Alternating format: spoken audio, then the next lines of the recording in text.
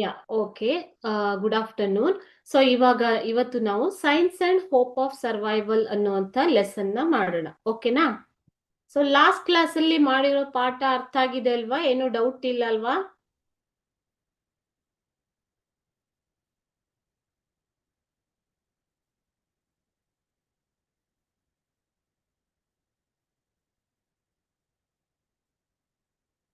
Okay. So science and hope of survival, ವಿಜ್ಞಾನ ಮತ್ತು ಬದುಕುಳಿಯುವಿಕೆ ಒಂದು ಭರವಸೆ. ಹೋಪ್ ಅಂತಂದ್ರೇನು ಮಕ್ಕಳೇ? ಭರವಸೆ. ಓಕೆ. ಸೊ ಈ ಪಾಠವನ್ನ ಬರೆದಿರುವಂತವರು ಕೇಲಿಸ್ ಬೋರೋಕ್ ಅವರು. So he tells that science is a gift to mankind. ಅಂದ್ರೆ ನಾವೆಲ್ಲ ಬದುಕು ಉಳಿಯೋದಿಕ್ಕೆ ಸೈನ್ಸೇ ಕಾರಣ. ಸೈನ್ಸ್ ಅನ್ನ ನಾವು ಮಕ್ಕಳೇ ಡಿಸ್ಟ್ರಕ್ಷನ್ಗೂ ಯೂಸ್ ಮಾಡ್ಬೋದು. We can use it for the construction also, isn't it? So ಈ ತರ ನಾವು ಸೈನ್ಸ್ ಅನ್ನ ಹೇಗೆ ನೋಡ್ಬೇಕು, ವಿಜ್ಞಾನವನ್ನ ಹೇಗೆ ನೋಡ್ಬೇಕು ಅನ್ನೋದನ್ನ ಈ ಪಾಠದಲ್ಲಿ ಅವರು ಹೇಳಿದ್ದಾರೆ. ಓಕೆನಾ? So we will start the lesson. So ಇಲ್ಲಿ ನೋಡಿ, ಈಗ ನಿಮ್ಗೆ ನಿಮ್ಮ ಜೀವನದಲ್ಲಿ ನೀವೇನಾಗ್ತೀರಾ, ಮುಂದೆ ಏನ್ ಓದ್ಬೇಕು ಅಂತಿದ್ದೀರಾ ಅಂತ ಕೇಳಿದ್ರೆ ನೀವು ಹೇಳ್ಬೋದು ಇಂಜಿನಿಯರ್ ಆಗ್ಬೇಕು, ಡಾಕ್ಟರ್ ಆಗ್ಬೇಕು ಅಂತ ಅಲ್ವಾ? So almost every one aims to be an engineer, doctor or any other to take up any other profession. Okay.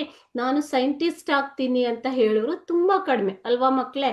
So there are very few people who aims to be a scientist, isn't it? So why it is like that ಅನ್ನೋದನ್ನ ನಿಮ್ಗೆ ಈ ಪಾಠದಲ್ಲಿ ಹೇಳಿದ್ದಾರೆ. Okay. So ಇವರೆಲ್ಲ ನೀವು ಯಾರನ್ನ ನೋಡ್ತಾ ಇದ್ದೀರಾ ಇವಾಗ, these all are scientist. Okay. ಇವರೆಲ್ಲ ವಿಜ್ಞಾನಿಗಳು. ವಿಜ್ಞಾನದ ಜಗತ್ತಿಗೆ ತಮ್ಮದೇ ಆದಂತಹ ಕೊಡುಗೆಯನ್ನ ನೀಡಿದಂತವರು. ಇವ್ರು ಯಾರು ಗೊತ್ತಲ್ವಾ ನಿಮ್ಗೆ? APJ ಅಬ್ದುಲ್ ಕಲಾಂ ಅವರು. The person next to him is Stephen Hawkinson. Okay. He is a physical scientist. And Vikram Sarabhai, who worked in ISRO, space scientist. Okay. So C.V. Raman, we cannot forget him, Sir C.V. Raman, isn't it? His contribution to India and the world is more. Then comes Albert Einstein. Okay.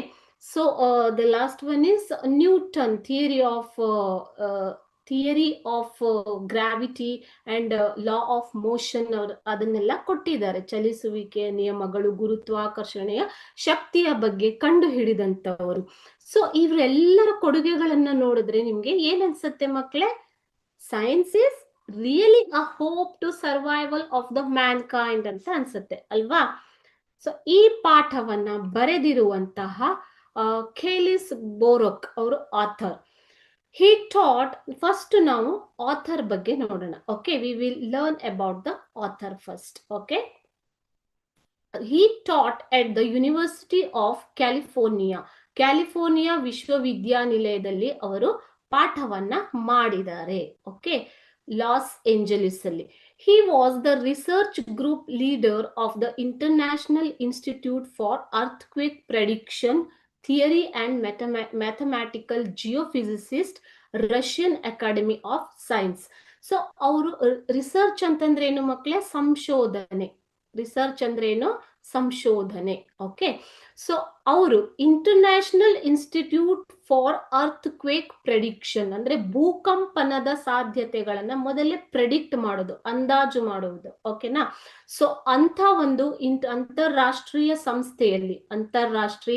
ಸಂಸ್ಥೆಯಲ್ಲಿ ಇವರು leadership ಅಲ್ಲಿ ಕೆಲಸ ಮಾಡಿರೋಂಥವರು. Okay. So ಈ ಒಂದು research ಗ್ರೂಪ್ಗೆ, ಸಂಶೋಧನಾ ತಂಡದ ನಾಯಕತ್ವವನ್ನ ವಹಿಸಿ ಅಲ್ಲಿ ಕೆಲಸ ಮಾಡಿರೋಂಥವ್ರು. ಓಕೆ. ಸೊ ಅವರು ತಮ್ಮ ಅನುಭವಗಳನ್ನ ನಿಮ್ಗೆ ಈ ಒಂದು ಪಾಠದಲ್ಲಿ ಎಸ್ಸೆ ಮೂಲಕ ಅವರು ಹೇಳಿದ್ದಾರೆ. He was also co-director, co-founder, ಸಂಸ್ಥಾಪಕ. ಓಕೆ. ಸಹ ಸಂಸ್ಥಾಪಕ ಅಂತ ಹೇಳ್ಬೋದು. co-founder ಅಂತಂದ್ರೆ ಏನು ಮಕ್ಕಳೇ? ಫೌಂಡರ್ ಅಂತಂದ್ರೆ ಯಾರು? ಸಂಸ್ಥಾಪಕ. co-director, ಸಹ ನಿರ್ದೇಶಕ ಮತ್ತು ಸಂಸ್ಥಾಪಕ of the research program of non linear dynamics and earthquake prediction of the Abdus Salam international centre for theoretical ಫಿಸಿಕ್ಸ್ಟ್ರಿಸ್ಟ್. ಓಕೆ, ಸೊ ಅವರು ಓವರ್ ಆಲ್ ಆಗಿ ಹೇಳ್ಬೇಕು ಅಂತಂದ್ರೆ ಕೇಲಿಸ್ ಬೋರೋಕ್ ಅವರು ತಮ್ಮ ಸ್ವಂತ ಅನುಭವಗಳನ್ನೇ ನಿಮಗೆ ಈ ಪಾಠದಲ್ಲಿ ಹೇಳಿದ್ದಾರೆ. ಸೊ ಅವರು ರಿಸರ್ಚ್ ಪ್ರೋಗ್ರಾಮ್ ನ ಯಾವ ತರ ರಿಸರ್ಚ್ ಅಂತಂದ್ರೆ ಅರ್ತ್ ಕ್ವೇಕ್ ಪ್ರೆಡಿಕ್ಷನ್ ಮಾಡುವಂತಹ ಒಂದು ಸಂಸ್ಥೆಯ ರಿಸರ್ಚ್ ಪ್ರೆಡಿಕ್ಷನ್ ಡಿಪಾರ್ಟ್ಮೆಂಟ್ ಅಲ್ಲಿ ಸಹ ನಿರ್ದೇಶಕರು ಮತ್ತು ಸಂಸ್ಥಾಪಕರಾಗಿ ಕೆಲಸ ಮಾಡಿದಂತ ಅನುಭವವನ್ನ ಹೊಂದಿದ್ದಾರೆ. ಸೊ ಈ ಆಥರ್ ನಮ್ಗೆ ಅವರ ಅನುಭವಗಳನ್ನ ಯಾವ ರೀತಿ ಹೇಳ್ತಾ ಇದ್ದಾರೆ ಅನ್ನೋದನ್ನ ಈ ಪಾಠದ ಮೂಲಕ ಕೇಳಿಸ್ಕೊಳ್ಳೋಣ. ಓಕೆನಾ? He is not just an author, he is a scientist also ಅಲ್ವಾ? ಸೊ ಜಿಯೋಫಿಸಿಸಿಸ್ಟ್ ಆಗಿ ಕೆಲಸ ಮಾಡ್ತಾ ಇದ್ದವರು ಅವರು. ಇವಾಗ first line of the lesson tells you, if you are so clever why are you so poor? Popular expression, ಒಂದು popular ಆದ ಪ್ರಸಿದ್ಧವಾದಂತಹ ಎಕ್ಸ್ಪ್ರೆಷನ್ ಹೇಳುತ್ತೆ ಒಂದು ಹೇಳಿಕೆ. If you are so clever, ನೀನು ಅಷ್ಟು ಜಾಣನಾಗಿದ್ದರೆ. ಕ್ಲೆವರ್ ಅಂತಂದ್ರೆ ಏನು ಮಕ್ಕಳೇ? ಇಂಟೆಲಿಜೆಂಟ್, ಜಾಣ. ಓಕೆನಾ? ಬುದ್ಧಿವಂತ ಅಂತ ಹೇಳ್ಬೋದು. ಕ್ಲೆವರ್ ಅಂತಂದ್ರೆ ಏನು ಮಕ್ಕಳೇ? ಬುದ್ಧಿವಂತ. So if you are so clever why are you so poor? ಯಾಕೆ ಇಷ್ಟು ಬಡವನಾಗಿದೆಯಾ ಅಂತ ಕೇಳ್ತಾರೆ. ಸೊ ಈ ಒಂದು ಸೆಂಟೆನ್ಸ್ ಯಾರಿಗೆ ಸೂಟ್ ಆಗತ್ತೆ ಅಂತ ಕವಿ ಇಲ್ಲಿ ಆಥರ್ ಇಲ್ಲಿ ಹೇಳ್ತಾ ಇದ್ದಾರೆ ಅಂತಂದ್ರೆ ವಿಜ್ಞಾನಿಗಳಿಗೆ, ಸೈಂಟಿಸ್ಟ್ಗಳಿಗೆ. ಓಕೆ, ಸೈಂಟಿಸ್ಟ್ ಆಗೋದು ಅಂತಂದ್ರೆ it's not an easy task, isn't it? They have to immerse into the science. ಅವರು ವಿಜ್ಞಾನದಲ್ಲೇ ಮುಳುಗಿ ಹೋಗ್ಬೇಕು, ಆಳವಾದ ಅಧ್ಯಯನವನ್ನ ಮಾಡಬೇಕು. ಆದ್ರೆ ಅವರಿಗೆ ಸಿಗುವಂತಹ ರೆಮ್ಯುನರೇಷನ್ ತುಂಬಾ ಕಡಿಮೆ ಇರುತ್ತೆ ಅಂತ ಇಲ್ಲಿ ಆಥರ್ ತಮ್ಮ ಅನುಭವಗಳ ಮೂಲಕ ಹೇಳ್ತಾರೆ. So why is that some of us still decide to become scientists despite the fact that businessmen, lawyers and doctors enjoy a much higher income ಅನ್ನುವಂತಹ ಕ್ವಶನ್ ಇಲ್ಲಿ ಕೇಲಿಸ್ ಬೋರಕ್ ಅವರು ಕೇಳ್ತಾ ಇದ್ದಾರೆ. Why is that some of us still decide? ಇಲ್ಲಿ ನಿಮ್ಮಲ್ಲೇ ಕೆಲವರು ಇರ್ಬೋದು, ಅಥವಾ ಕೆಲವು ವಿದ್ಯಾರ್ಥಿಗಳು ಇರ್ಬೋದು, ಕೆಲವು ಜನರು. ಓಕೆ, ಸೊ ಈಗಲೂ ಕೂಡ ನಾನು ವಿಜ್ಞಾನಿ ಆಗ್ಬೇಕು ಅಂತ ಯಾಕೆ ನಿರ್ಧಾರ ಮಾಡ್ತೀರಾ? ಸೈಂಟಿಸ್ಟ್ ಅಂದ್ರೆ ವಿಜ್ಞಾನಿ. ಯಾಕೆ ನಿರ್ಧಾರ ಮಾಡ್ತೀರಾ? ಡಿಸೈಡ್ ಅಂತಂದ್ರೆ ಏನು ಮಕ್ಕಳೇ? ನಿರ್ಧಾರ ಮಾಡುವುದು. ಯಾಕೆ ಅಂತಂದ್ರೆ ಬಿಸ್ನೆಸ್ ಮೆನ್, ಒಂದು ಬಿಸ್ನೆಸ್ ಮಾಡುವಂತಹ ವ್ಯಕ್ತಿ. ಓಕೆನಾ? ಲಾಯರ್ ಅಂತಂದ್ರೆ ಯಾರು? ವಕೀಲರು. ಓಕೆ, ಅಂಡ್ ಡಾಕ್ಟರ್ಸ್, ವೈದ್ಯರು. ಸೊ ಈಗ ಒಂದು ಬಿಸ್ನೆಸ್ ಮಾಡಿದ್ರೆ ಅಥವಾ ಲಾಯರ್ ಆದ್ರೆ, ಡಾಕ್ಟರ್ ಆದ್ರೆ ಅವರಿಗೆ ಹೆಚ್ಚು ಇನ್ಕಮ್ ಬರುತ್ತೆ, ಹೆಚ್ಚು ಸಂಪಾದನೆ ಬರುತ್ತೆ, ವಿಜ್ಞಾನಿಗಳಿಗಿಂತ ಹೆಚ್ಚು ದುಡಿಬಹುದು ಅನ್ನುವಂಥದ್ದು. ಓಕೆ, ಸೊ ಇದರ ಹೊರತಾಗಿಯೂ ಕೆಲವರು ಸೈಂಟಿಸ್ಟೇ ಆಗ್ತೀನಿ, ನಾನು ವಿಜ್ಞಾನಿನೇ ಆಗ್ತೀನಿ ಅಂತ ಯಾಕೆ ಡಿಸೈಡ್ ಮಾಡ್ತಾರೆ? ಯಾಕೆ ಮಾಡ್ತಾರೆ ಮಕ್ಕಳೇ? Why do they decide? Not only scientists. Okay, if you want to take up any profession, or if you decide to become something, despite the low income or despite anything, any obstacles, not only the income, ಯಾವುದೇ ಒಂದು ರೀತಿಯ ಅಡೆತಡೆಗಳಿದ್ರು ನಾನು ಅದನ್ನೇ ಆಗ್ಬೇಕು ಅಂತ ಯಾಕೆ ನಿರ್ಧಾರ ಮಾಡ್ತಾರೆ? ಕೆಲವೊಬ್ರು ಅವರಿಗೆ ಅದರಲ್ಲಿ ಪ್ಯಾಷನ್ ಇರುತ್ತೆ ಅಲ್ವಾ? ಸೊ ಅವರಿಗೆ ಅದರಲ್ಲಿ ಒಂದು ಆಳವಾದ ಇಂಟ್ರೆಸ್ಟ್, ಆಸಕ್ತಿ ಇರುವಂತದ್ದು ಕಾರಣ ಇರಬಹುದು. ಸೊ ಈ ಒಂದು ಕ್ವಶನ್ಗೆ ಉತ್ತರನ ನೋಡಿ, ಇಲ್ಲಿ ಇದು ಡಾಕ್ಟರ್ ಅಥವಾ ಲಾಯರ್, ಯಾವುದೇ other profession. Okay, so here is the picture of a scientist who is discovering something. Okay, so ಇದರ ಉತ್ತರವನ್ನ ಇಲ್ಲಿ ಕೇಲಿಸ್ ಬೋರಕ್ ಅವರು ಇಲ್ಲಿ ಕೊಡ್ತಾ ಇದ್ದಾರೆ. A famous Russian writer Tolstoy once wrote that a writer is not merely a person who writes. ಈಗ writer ನ example ತಗೊಂಡು ಇಲ್ಲಿ ಕವಿ ಹೇಳ್ತಾರೆ, ಆಥರ್ ಅವರು ಹೇಳ್ತಾ ಇದ್ದಾರೆ, ಲೇಖಕರು. ಓಕೆನಾ? ಸೊ ರೈಟರ್ ಅಂತಂದ್ರೆ ಯಾರು ಮಕ್ಕಳೇ? ಲೇಖಕ. ರೈಟರ್ ಅಂದ್ರೆ ಆತ ಲೇಖಕ. ಓಕೆನಾ? ಆ ಫೇಮಸ್ ರಷ್ಯನ್ ರೈಟರ್ ಇವರು ಟಾಲ್ಸ್ಟಾಯ್ ಅವರು, ಫೇಮಸ್ ರಷ್ಯನ್ ರೈಟರ್ ಅವರು ಲಿಯೋ ಟಾಲ್ಸ್ಟಾಯ್, ಆ Russian writer, author of the novel war and peace, ಯುದ್ಧ ಮತ್ತು ಶಾಂತಿ ಅನ್ನುವಂತಹ ಕೃತಿಯನ್ನ ಬರೆದಂತಹ ಲೇಖಕರು ಇವರು, ರಷ್ಯನ್ ಲೇಖಕರು ಲಿಯೋ ಟಾಲ್ಸ್ಟಾಯ್ ಅವರು. ಸೊ ಅವರು ತುಂಬಾ ಫೇಮಸ್ ಆಗಿದ್ದಾರೆ ವರ್ಲ್ಡ್ ವೈಡ್. ಓಕೆನಾ? So he tells, once he told that writer is not merely a person. Merely ಅಂತಂದ್ರೆ ಓನ್ಲಿ, ಕೇವಲ, ಮಿಯರ್ಲಿ ಅಂದ್ರೆ ಏನು, ಕೇವಲ, ಕೇವಲ ಒಬ್ಬ ವ್ಯಕ್ತಿಯಲ್ಲ ಲೇಖಕ ಅಂತಂದ್ರೆ. A writer is a person who cannot live without writing. ಅಂದ್ರೆ ಏನು, ಲೇಖಕ ಅಂದ್ರೆ ಆತ ಬರೀ ಒಬ್ಬ ವ್ಯಕ್ತಿ ಅಲ್ಲ, ಪರ್ಸನ್ ಅಲ್ಲ. ಆತ ಬರೀದೇನೆ, ಏನು ಬರೀದೇನೆ ಆತ ಬದುಕಿ ಉಳಿಯಲೇ ಸಾಧ್ಯವಿಲ್ಲ. ಅಂದ್ರೆ he cannot live without writing. Okay, so ಅಷ್ಟು ಅವರಿಗೆ ಒಂದು ಆಸಕ್ತಿ, ಪ್ಯಾಷನ್ ಇರುತ್ತೆ ರೈಟಿಂಗ್ ಬಗ್ಗೆ. ಸೊ ಅದನ್ನೇ ಹೇಳ್ತಾರೆ ಇಲ್ಲಿ ಕವಿ. ನಿಮ್ಗೆ ಆನ್ಸರ್ ನೋಡಿ, ಆ ಕ್ವಶನ್ಗೆ ಆನ್ಸರ್ ಇಲ್ಲಿ ಸಿಗತ್ತೆ. ಇನ್ ದ ಸೇಮ್ ವೇ, ಹೇಗೆ ಒಬ್ಬ ಲೇಖಕ ಬರೀದೇನೆ ಲೇಖನಿ ಹಿಡಿಯದೆ ಬರೆಯದೆ ಇರೋದಿಕ್ಕೆ ಸಾಧ್ಯನೇ ಇಲ್ವೋ, ಅದೇ ರೀತಿ in the same way I believe, ನಾನು ನಂಬ್ತೀನಿ, is true of a scientist. ಅಂದ್ರೆ ಸೈಂಟಿಸ್ಟ್ ಕೂಡ, ವಿಜ್ಞಾನಿ ಕೂಡ ವಿಜ್ಞಾನವನ್ನ ಅಧ್ಯಯನ ಮಾಡದೆ ಅಥವಾ ವಿಜ್ಞಾನವನ್ನ ಬಿಟ್ಟು ಆತ ಬದುಕಿ ಇರೋದಿಕ್ಕೆ ಸಾಧ್ಯನೇ ಇಲ್ಲ. ಸೊ ಆತನ ಜೀವನದಲ್ಲಿ ಸೈನ್ಸ್ ಅನ್ನೋದು ಹಾಸು ಹೊಕ್ಕಾಗಿರುತ್ತೆ, ಅದಕ್ಕೆ ಅವರು ಸೈಂಟಿಸ್ಟ್ ಆಗ್ತಾರೆ. ಐ ಬಿಲೀವ್ ಅಂತಂದ್ರೆ ಏನು ಮಕ್ಕಳಲ್ಲಿ, ನಂಬಿಕೆ. ಓಕೆನಾ. So science is an exciting adventure ಅಂತ ಹೇಳ್ತಾರೆ ಇಲ್ಲಿ, where major reward comes from the discovery itself. Okay, science science is an exciting adventure. Exciting ಅಂದ್ರೆ ರೋಚಕ. ಸೈನ್ಸ್ ಅನ್ನೋದು ಒಂದು ರೋಚಕವಾದ ಸಾಹಸ, ಅಂದ್ರೆ ಒಂದು ಸಾಹಸ ಮಾಡ್ದಾಗೆ ಸೈನ್ಸ್ ಅಂದ್ರೆ. ಓಕೆನಾ. ವೇರ್, ನಮಗೆ ಆ ಸೈಂಟಿಸ್ಟ್ಗೆ ಮೇಜರ್ ರಿವಾರ್ಡ್ ಅಂತಂದ್ರೆ ಮಕ್ಕಳಲ್ಲಿ ಪ್ರತಿಫಲ ಅಂತ ತಗೋಬಹುದು ನೀವು. ಪ್ರತಿಫಲ, ಈಗ ಡಾಕ್ಟರ್ ಆದ್ರೆ ಏನ್ ಬರುತ್ತೆ, ಫೀಸ್ ಬರುತ್ತೆ, ಸ್ಯಾಲ್ರಿ ಬರುತ್ತೆ ಅಲ್ವಾ. ಸೊ ಅದೇ ರೀತಿ ಬಿಸ್ನೆಸ್ ಮೆನ್ ಆದ್ರೆ ಆತನಿಗೆ ಲಾಭ ಬರುತ್ತೆ, profit, isn't it? That is reward to a businessman. In the same way, if he becomes a lawyer, the fees he is getting for the case is the remuneration. In the same way here, for the scientist, what is the reward? It is not counted in terms of money. It comes from the discovery itself. Science ಅಂದ್ರೆ ಏನು ಮಕ್ಕಳೇ, to discover something new, isn't it? So space scientist discovers in the space, ಯಾವ ಹೊಸ ಗ್ರಹಗಳಿವೆ ಅಥವಾ ಯಾವ ರೀತಿಯಲ್ಲಿ ವಿದ್ಯಮಾನಗಳು ನಡೀತಾ ಇವೆ ಅನ್ನೋದನ್ನ ರಿಸರ್ಚ್ ಮಾಡೋದೇ ಸ್ಪೇಸ್ ಸೈಂಟಿಸ್ಟ್. ಅದೇ ರೀತಿ ನೀವು ಬೇರೆ ಬೇರೆ ಸೈಂಟಿಸ್ಟ್ ಜೀವ ವಿಜ್ಞಾನದಲ್ಲಿ ತೆಗೆದುಕೊಂಡ್ರೆ, ಸೊ ಅದರಲ್ಲಿ ರಿಸರ್ಚ್ ಮಾಡ್ತಾರೆ ಅವರು, ಮೆಡಿಸಿನ್ ಅಲ್ಲಿ ರಿಸರ್ಚ್ ಮಾಡ್ತಾರೆ ಹೊಸ ಹೊಸ ಔಷಧಿಗಳನ್ನ ಕಂಡುಹಿಡಿಯೋದಿಕ್ಕೆ ಅಲ್ವಾ. ಸೊ ಡಿಸ್ಕವರಿ ಅಂತಂದ್ರೆ ಏನು, ಡಿಸ್ಕವರಿ ಅಂತಂದ್ರೆ ಆವಿಷ್ಕಾರ, ಹೊಸತನ್ನ ಆವಿಷ್ಕಾರ ಮಾಡುವುದು. ಓಕೆ, ಸೊ ಈ ಸೈಂಟಿಸ್ಟ್ ಆದವರಿಗೆ, ವಿಜ್ಞಾನಿ ಆದವರಿಗೆ ಪ್ರತಿಫಲ ಯಾವಾಗ ಸಿಗತ್ತೆ, ಯಾವಾಗ ಅವರು ಒಂದು ಹೊಸತನ್ನ ಆವಿಷ್ಕಾರ ಮಾಡಿದಾಗ. ಓಕೆ, ಅದು ಇನ್ ಟರ್ಮ್ಸ್ ಆಫ್ ಸ್ಯಾಲರಿ ಅಲ್ಲ.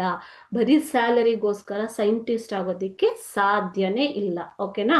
So science is an exciting adventure. ಇದು ಒಂದು ಎಷ್ಟು ರೋಚಕ ಸಾಹಸ ಅಂತಂದ್ರೆ, ಅವರಿಗೆ at the end of the day, the end of the day ಅಂದ್ರೆ ದಿನದ ಕೊನೆ ಅಲ್ಲ, ಅವರು ಮಾಡುತ್ತಿರುವ ಕೆಲಸದಲ್ಲಿ ಯಾವಾಗ ಅವರಿಗೆ ಒಂದು ಹೊಸ ಡಿಸ್ಕವರಿ ಮಾಡ್ತಾರೋ ಅದೇ ಅವರಿಗೆ ಸಿಗುವಂತಹ ಒಂದು ರಿವಾರ್ಡ್, ಪ್ರತಿಫಲ, ಬಹುಮಾನ. ನೀವೇಗಾದ್ರೂ ತಗೋಬಹುದು. What you get instead of money is, ದುಡ್ಡಿನ ಹೊರತಾಗಿಯೂ. ಇನ್ಸ್ಟೆಡ್ ಅಂತಂದ್ರೆ ಏನು ಮಕ್ಕಳೇ, ಹೊರತಾಗಿ. ಸೊ ದುಡ್ಡು, ಕ್ಯಾಶ್, ಅದರ ಹೊರತಾಗಿ, ಮನಿಯ ಹೊರತಾಗಿ ಅವರಿಗೆ ಸಿಗುವಂತದ್ದು ಫ್ರೀಡಮ್, ಸ್ವಾತಂತ್ರ್ಯ. ಓಕೆ, ಕ್ಯಾಮರಾಡ್ರಿ ಅಂತಂದ್ರೇನು, ಫ್ರೆಂಡ್ಶಿಪ್. ಕ್ಯಾಮರಾಡ್ರಿ ಅಂದ್ರೆ a feeling of friendship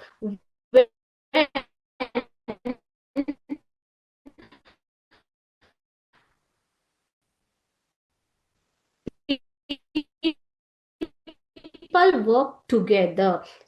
so camaraderie ಅಂತಂದ್ರೇನು, ಅಲ್ಲಿ ಸಿಗುವಂತಹ ಒಂದು ಫ್ರೀಡಮ್ ಅಥವಾ ಫ್ರೆಂಡ್ಶಿಪ್, ಸ್ನೇಹ ಮತ್ತು ಸ್ವಾತಂತ್ರ್ಯ, ಇಂಡಿಪೆಂಡೆನ್ಸ್, ಅದೇ ಅವರಿಗೆ ಸಿಗುವಂತಹ ಒಂದು ರಿವಾರ್ಡ್ ಮತ್ತು ಸ್ಯಾಲರಿ. ಓಕೆ, ಸೊ ಇದನ್ನ ಕವಿ ಸೆಕೆಂಡ್ ಪ್ಯಾರಾಗ್ರಾಫ್ ಅಲ್ಲಿ ಹೇಳ್ತಾರೆ. ಇವಾಗ ನಿಮ್ಗೆ ಅರ್ಥ ಆಗಿರ್ಬೇಕಲ್ವಾ, why do the scientist become scientist only despite of low income? Because they work for the discovery, they work for the freedom they get, they work for the camaraderie and independence. Okay, next ಇದೇ paragraph ಅಲ್ಲಿ ಮುಂದೆ ಏನ್ ಹೇಳ್ತಾ ಇದ್ದಾರೆ, the honours ಅಂತಂದ್ರೆ ಏನು ಮಕ್ಕಳೇ, ಗೌರವ ಅಂಡ್ ಪ್ರಮೋಷನ್ಸ್, ಬಡ್ತಿ. Okay, honors and promotions will depend on yourself more than in other occupations. ಬೇರೆ ಒಂದು ವೃತ್ತಿಯ ಹೊರತಾಗಿ ಇಲ್ಲಿ ಸೈಂಟಿಫಿಕ್ ಸೈನ್ಸ್ ಫೀಲ್ಡ್ ಅಲ್ಲಿ ಗೌರವ ಮತ್ತು ಬಡ್ತಿ ಯಾವಾಗ ದೊರೆಯುತ್ತೆ ಅಂತಂದ್ರೆ, it depends on your self, ನಿಮ್ಮ ಮೇಲೆ ಅದು ಡಿಪೆಂಡ್ ಆಗಿರುತ್ತೆ, ಆಧಾರವಾಗಿರುತ್ತೆ. ಓಕೆನಾ? ಸೊ ಈಗ ರಿಸರ್ಚ್ ಮಾಡಬೇಕು ಅಂತಂದ್ರೆ you have to work, isn't it? You have to give the result. Okay, unlike in other professions where they depend on several other factors like experience, age. Okay, so how they involve in the office or atmosphere, all other things will be there, politics, internal politics, everything will be there. Okay, but in science field the author says the promotions and honors depend on yourself more than in other occupations. ನಿಮ್ಮ ಮೇಲೆನೆ, ನೀವು ಮಾಡುವ ಕೆಲಸದ ಮೇಲೆಯೇ depend ಆಗಿರುತ್ತೆ. And you will have the overwhelming feeling of uncovering yet another one of nature's mysteries. So ಅದ್ಭುತ ರಹಸ್ಯಗಳನ್ನ, ಇಲ್ಲಿ ನಿಸರ್ಗದ ರಹಸ್ಯಗಳನ್ನ ಭೇದಿಸುವುದರಲ್ಲಿ ನೀವು ಒಂದು ಸಂತೋಷವನ್ನ ಕಾಣ್ತೀರಾ. ಅನ್ಕವರಿಂಗ್ ಅಂತಂದ್ರೇನು? ಭೇದಿಸುವುದು, ಅಲ್ಲಿರುವಂತಹ ಕವರ್ ಅನ್ನ ತೆಗೆಯುವುದು. ಓಕೆ, ರಹಸ್ಯವನ್ನ ಬಿಚ್ಚಿಡುವುದು. ಈಗ ಯಾವುದೇ ಒಂದು ಸೈಂಟಿಫಿಕ್ ರಿಸರ್ಚ್ ಅಂತ ತಗೊಳ್ಳಿ, so you have to uncover or discover the mystery of the nature. Okay, so ಅದನ್ನೇ ಹೇಳ್ತಾ ಇದ್ದಾರೆ, ಯು ವಿಲ್ ಹ್ಯಾವ್ ನಿಮಗೆ ಆ ಒಂದು ರಹಸ್ಯವನ್ನ ಭೇದಿಸಿದಂತಹ ಸಂತೋಷ ಕೂಡ ಸಿಗತ್ತೆ. ಓವರ್ವೆಲ್ಮಿಂಗ್ ಅಂತಂದ್ರೇನು? ಸಂತೋಷ. ಓಕೆ, ಆಶ್ಚರ್ಯ. ಓಕೆ, ಸೊ ಇವೆಲ್ಲ ಸಿಗೋದ್ರಿಂದ ಅವರು ಸೈಂಟಿಸ್ಟ್ ಆಗ್ತಾರೆ. ಏನ್ ಸಿಗತ್ತೆ ಮಕ್ಕಳೇ? ಫ್ರೆಂಡ್ಶಿಪ್ ಸಿಗತ್ತೆ, ಸ್ನೇಹ. ಫ್ರೆಂಡ್ಶಿಪ್ ಅಂದ್ರೆ ಸ್ನೇಹ, ಫ್ರೀಡಮ್, ಅವರಿಗೆ ಕೆಲಸ ಮಾಡುವಲ್ಲಿ ಸ್ವಾತಂತ್ರ್ಯ, ಇಂಡಿಪೆಂಡೆನ್ಸ್, ಮತ್ತು ಗೌರವ ಮತ್ತು ಬಡ್ತಿಗಳು ನಿಮ್ಮ ಮೇಲೆ ನಿರ್ಧಾರವಾಗಿರುತ್ತೆ. ಅದು ಅಲ್ಲದೇನೆ ನೀವು ಹೊಸದನ್ನ ಡಿಸ್ಕವರಿ ಮಾಡಿದಾಗ ನಿಮಗೆ ಯಾವುದೋ ಒಂದು ನಿಸರ್ಗದ ರಹಸ್ಯವನ್ನು ಭೇದಿಸಿದ ಒಂದು ಫೀಲಿಂಗ್, ಖುಷಿ, ಸಂತೋಷ ಸಿಗತ್ತೆ ಅಂತ ಹೇಳ್ತಾರೆ. ಪ್ರಮೋಷನ್, ಇಲ್ಲಿ ವೊಕ್ಯಾಬ್ಯುಲರಿ ನೋಡಿ, promotion, a move to a more important position, next ಪೊಸಿಷನ್ಗೆ ಹೋಗೋದು, ಮೇಲಿನ ಹಂತಕ್ಕೆ ಹೋಗೋದನ್ನ ಬಡ್ತಿ ಅಥವಾ ಪ್ರಮೋಷನ್ ಅಂತ ಹೇಳ್ತಾರೆ. Overwhelming is a great effect on you that you feel very happy. ತುಂಬಾ ಸಂತೋಷವಾದಾಗ ಓವರ್ವೆಲ್ಮ್ಡ್ ಅಂತ ಹೇಳ್ತೀವಿ. ಮಿಸ್ಟ್ರಿ ಅಂತಂದ್ರೇನು? Something that people do not know anything about it. ರಹಸ್ಯ ಅಲ್ವಾ? ಸೊ ನಿಸರ್ಗದಲ್ಲಿ ಅಡಗಿರುವಂತಹ ಅದ್ಭುತ ರಹಸ್ಯಗಳು, ಅದನ್ನ ನಾವು ಏನಂತ ಹೇಳ್ಬೋದು? ಮಿಸ್ಟ್ರಿ ಅಂತ ಹೇಳ್ಬೋದು, ನಿಗೂಢತೆ. Okay, next one, third paragraph. Here the quote is there. Okay, an instant understanding, the efficiency of thought and action, and a good feeling that comes when the like-minded people work together. Like-minded ಅಂತಂದ್ರೆ ಸಮಾನ ಮನಸ್ಕರು, ಒಂದೇ ತರ ಆಲೋಚನೆ ಇರುವಂತಹ ವ್ಯಕ್ತಿಗಳು. ಇಲ್ಲಿ scientist ಅಂತ ತಗೊಂಡ್ರೆ ಅವರೆಲ್ಲರೂ ಏನು? ಲೈಕ್ ಮೈಂಡೆಡ್ ಪೀಪಲ್, ಸಮಾನ ಮನಸ್ಕರ ಜೊತೆಗೆ ಕೆಲಸ ಮಾಡುವಂತಹ ಒಂದು ಅದ್ಭುತ ಅನುಭವ. ಓಕೆನಾ? ಅಂಡ್ ಇನ್ಸ್ಟಂಟ್ ಅಂಡರ್ಸ್ಟ್ಯಾಂಡಿಂಗ್, ತಕ್ಷಣದ ಒಂದು ಅಂಡರ್ಸ್ಟ್ಯಾಂಡಿಂಗ್ಗೋಸ್ಕರ. ದ ಎಫಿಷಿಯನ್ಸಿ, ದಕ್ಷತೆ, ಕೆಲಸ ಮಾಡುವುದರಲ್ಲಿ ಇರುವಂತಹ ಒಂದು ದಕ್ಷತೆ. ದ ಎಫಿಷಿಯನ್ಸಿ ಆಫ್ ಥಾಟ್, ನೀವೇನು ಚಿಂತನೆಗಳನ್ನ ಮಾಡ್ತೀರಾ, ಯೋಚನೆಗಳನ್ನ ಮಾಡ್ತೀರಾ, ಅದರ ದಕ್ಷತೆ, ಮತ್ತು ಅದಕ್ಕೆ ನೀವು ಏನು ಕಾರ್ಯಗತಗೊಳಿಸ್ತಾ ಇದ್ದೀರಾ, ಆಕ್ಷನ್, ಕಾರ್ಯವನ್ನ ತಗೋತೀರಾ. Okay, and a good feeling, ಒಳ್ಳೆಯದಾದಂತಹ ಒಂದು ಭಾವನೆ, ದಟ್ ಕಮ್ಸ್, ಯಾವಾಗ ಬರುತ್ತೆ? When the like minded people work together. ಎಲ್ಲರೂ ಕೂಡ ಲೈಕ್ ಮೈಂಡೆಡ್ ಪೀಪಲ್ ಜೊತೆಗೆ ಕೆಲಸ ಮಾಡಿದಾಗ ಈ ತರದ ಒಂದು ಅದ್ಭುತವಾದ ಫೀಲಿಂಗ್ ಬರುತ್ತೆ ಅಂತ ಇಲ್ಲಿ ಎಫ್ ಪ್ರೆಸ್ ಅನ್ನುವಂಥದ್ದು, one of the best educators of human nature, ಮಾನವನ ಸ್ವಭಾವದ ಬಗ್ಗೆ ಒನ್ ಆಫ್ ದ ಅತ್ಯುತ್ತಮ ಶಿಕ್ಷಣವನ್ನ ಕೊಟ್ಟಂತಹ ಒಂದು ಸಂಸ್ಥೆ ಎಫ್ ಪ್ರೆಸ್ ಅವರು ಇಲ್ಲಿ ಈ ಒಂದು ಸೆಂಟೆನ್ಸ್ ಅನ್ನ ಹೇಳಿದ್ದಾರೆ. ಸೊ ಇದರ ಒಂದು ಅನುಭವವನ್ನ, ಇದರ ಬಗ್ಗೆ ನಮ್ಮ ಲೇಖಕರಿಗೆ ಆದಂತಹ ಅನುಭವವನ್ನ ನೆಕ್ಸ್ಟ್ ಇವರು ಎಕ್ಸ್ಪ್ಲೇನ್ ಮಾಡ್ತಾ ಹೋಗ್ತಾರೆ ಮಕ್ಳೇ. ಓಕೆನಾ? So how can you say that an instant understanding the efficiency of thought and action and a good feeling that comes when the like minded people work together ಅಂತ ಅಂದ್ರೆ you can explain the this experience of the author. Okay, so what was that incident? The incident starts from here. It was 1960, the height of the Cold War. Cold war ಅಂತಂದ್ರೆ ಏನು ಮಕ್ಕಳೇ? ಶೀತಲ ಸಮರ ನಡೀತಾ ಇತ್ತು ಅವಾಗ. ಓಕೆ, ಸೊ ಕೋಲ್ಡ್ ವಾರ್ ನ ಕನ್ನಡದಲ್ಲಿ ನಾವೇನ್ ಹೇಳ್ಬೋದು? ಶೀತಲ ಸಮರ ಅಂತಂದ್ರೆ ಯುದ್ಧ ಮಾಡೋದಲ್ಲ, but all the entire world was under the fear of world war. Okay, so unfriendly relationship ನೋಡಿ, ಇಲ್ಲಿ ಒಂದು ಸ್ನೇಹದಿಂದ ಕೂಡಿದ ಸಂಬಂಧ ಅಲ್ಲ, ಅದು ಅನ್ಫ್ರೆಂಡ್ಲಿ ರಿಲೇಶನ್ಶಿಪ್ ಇತ್ತು between US and the Soviet Union, ಅಂದ್ರೆ ಸೋವಿಯತ್ ರಷ್ಯಾ, ಇವಾಗಿನ ರಷ್ಯಾ. ಓಕೆನಾ? US ಮತ್ತು ಸೋವಿಯತ್ ಯೂನಿಯನ್ ನಡುವೆ ಇದ್ದಂತಹ ಒಂದು ಬಿಗಡಾಯಿಸಿದ ಸಂಬಂಧ ಅಂತ ಹೇಳ್ಬೋದು. ಆ ಸಂಬಂಧ ಬೂದಿ ಮುಚ್ಚಿದ ಕೆಂಡದಂತೆ ಇತ್ತು. So it indicates the cold war, fear of the second war. After second war ಆದ್ಮೇಲೆ, ಸೆಕೆಂಡ್ ವಾರ್ ಆದ್ಮೇಲೆ fear of war, that was uncertainty. ಓಕೆನಾ?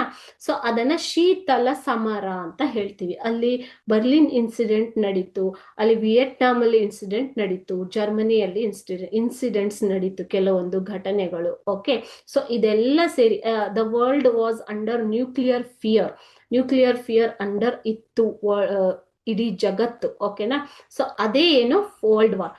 ಇಟ್ ವಾಸ್ 1960, 1960ರಲ್ಲಿ the height of the cold war ಅಂತಂದ್ರೆ ಕೋಲ್ಡ್ ವಾರ್, ಶೀತಲ ಸಮರ ಒಂದು ಉತ್ತುಂಗದ ಪರಿಸ್ಥಿತಿಯಲ್ಲಿ ಇದ್ದಂತಹ ಸಮಯ, ಪೀಕ್ ಸ್ಟೇಟ್ ಅಲ್ಲಿ ಇತ್ತು. It was in peak.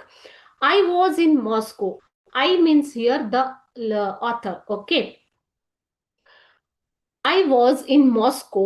Moscow ಎಲ್ಲಿದೆ ಮಕ್ಕಳೇ? ರಷ್ಯಾದಲ್ಲಿ ಅಲ್ವಾ? Moscow doing research on the theory of seismic waves, tremors generated by an earthquake. Seismic waves ಅಂತಂದ್ರೇನು? ಭೂಕಂಪದ ಅಲೆಗಳು. ಸಿಸ್ಮಿಕ್ ವೇವ್ಸ್ ಅಂತಂದ್ರೆ, ಸಿಸ್ಮಿಕ್ ಅಂತಂದ್ರೆ ಮಕ್ಕಳೇ ಭೂಕಂಪದ ಅಲೆಗಳು.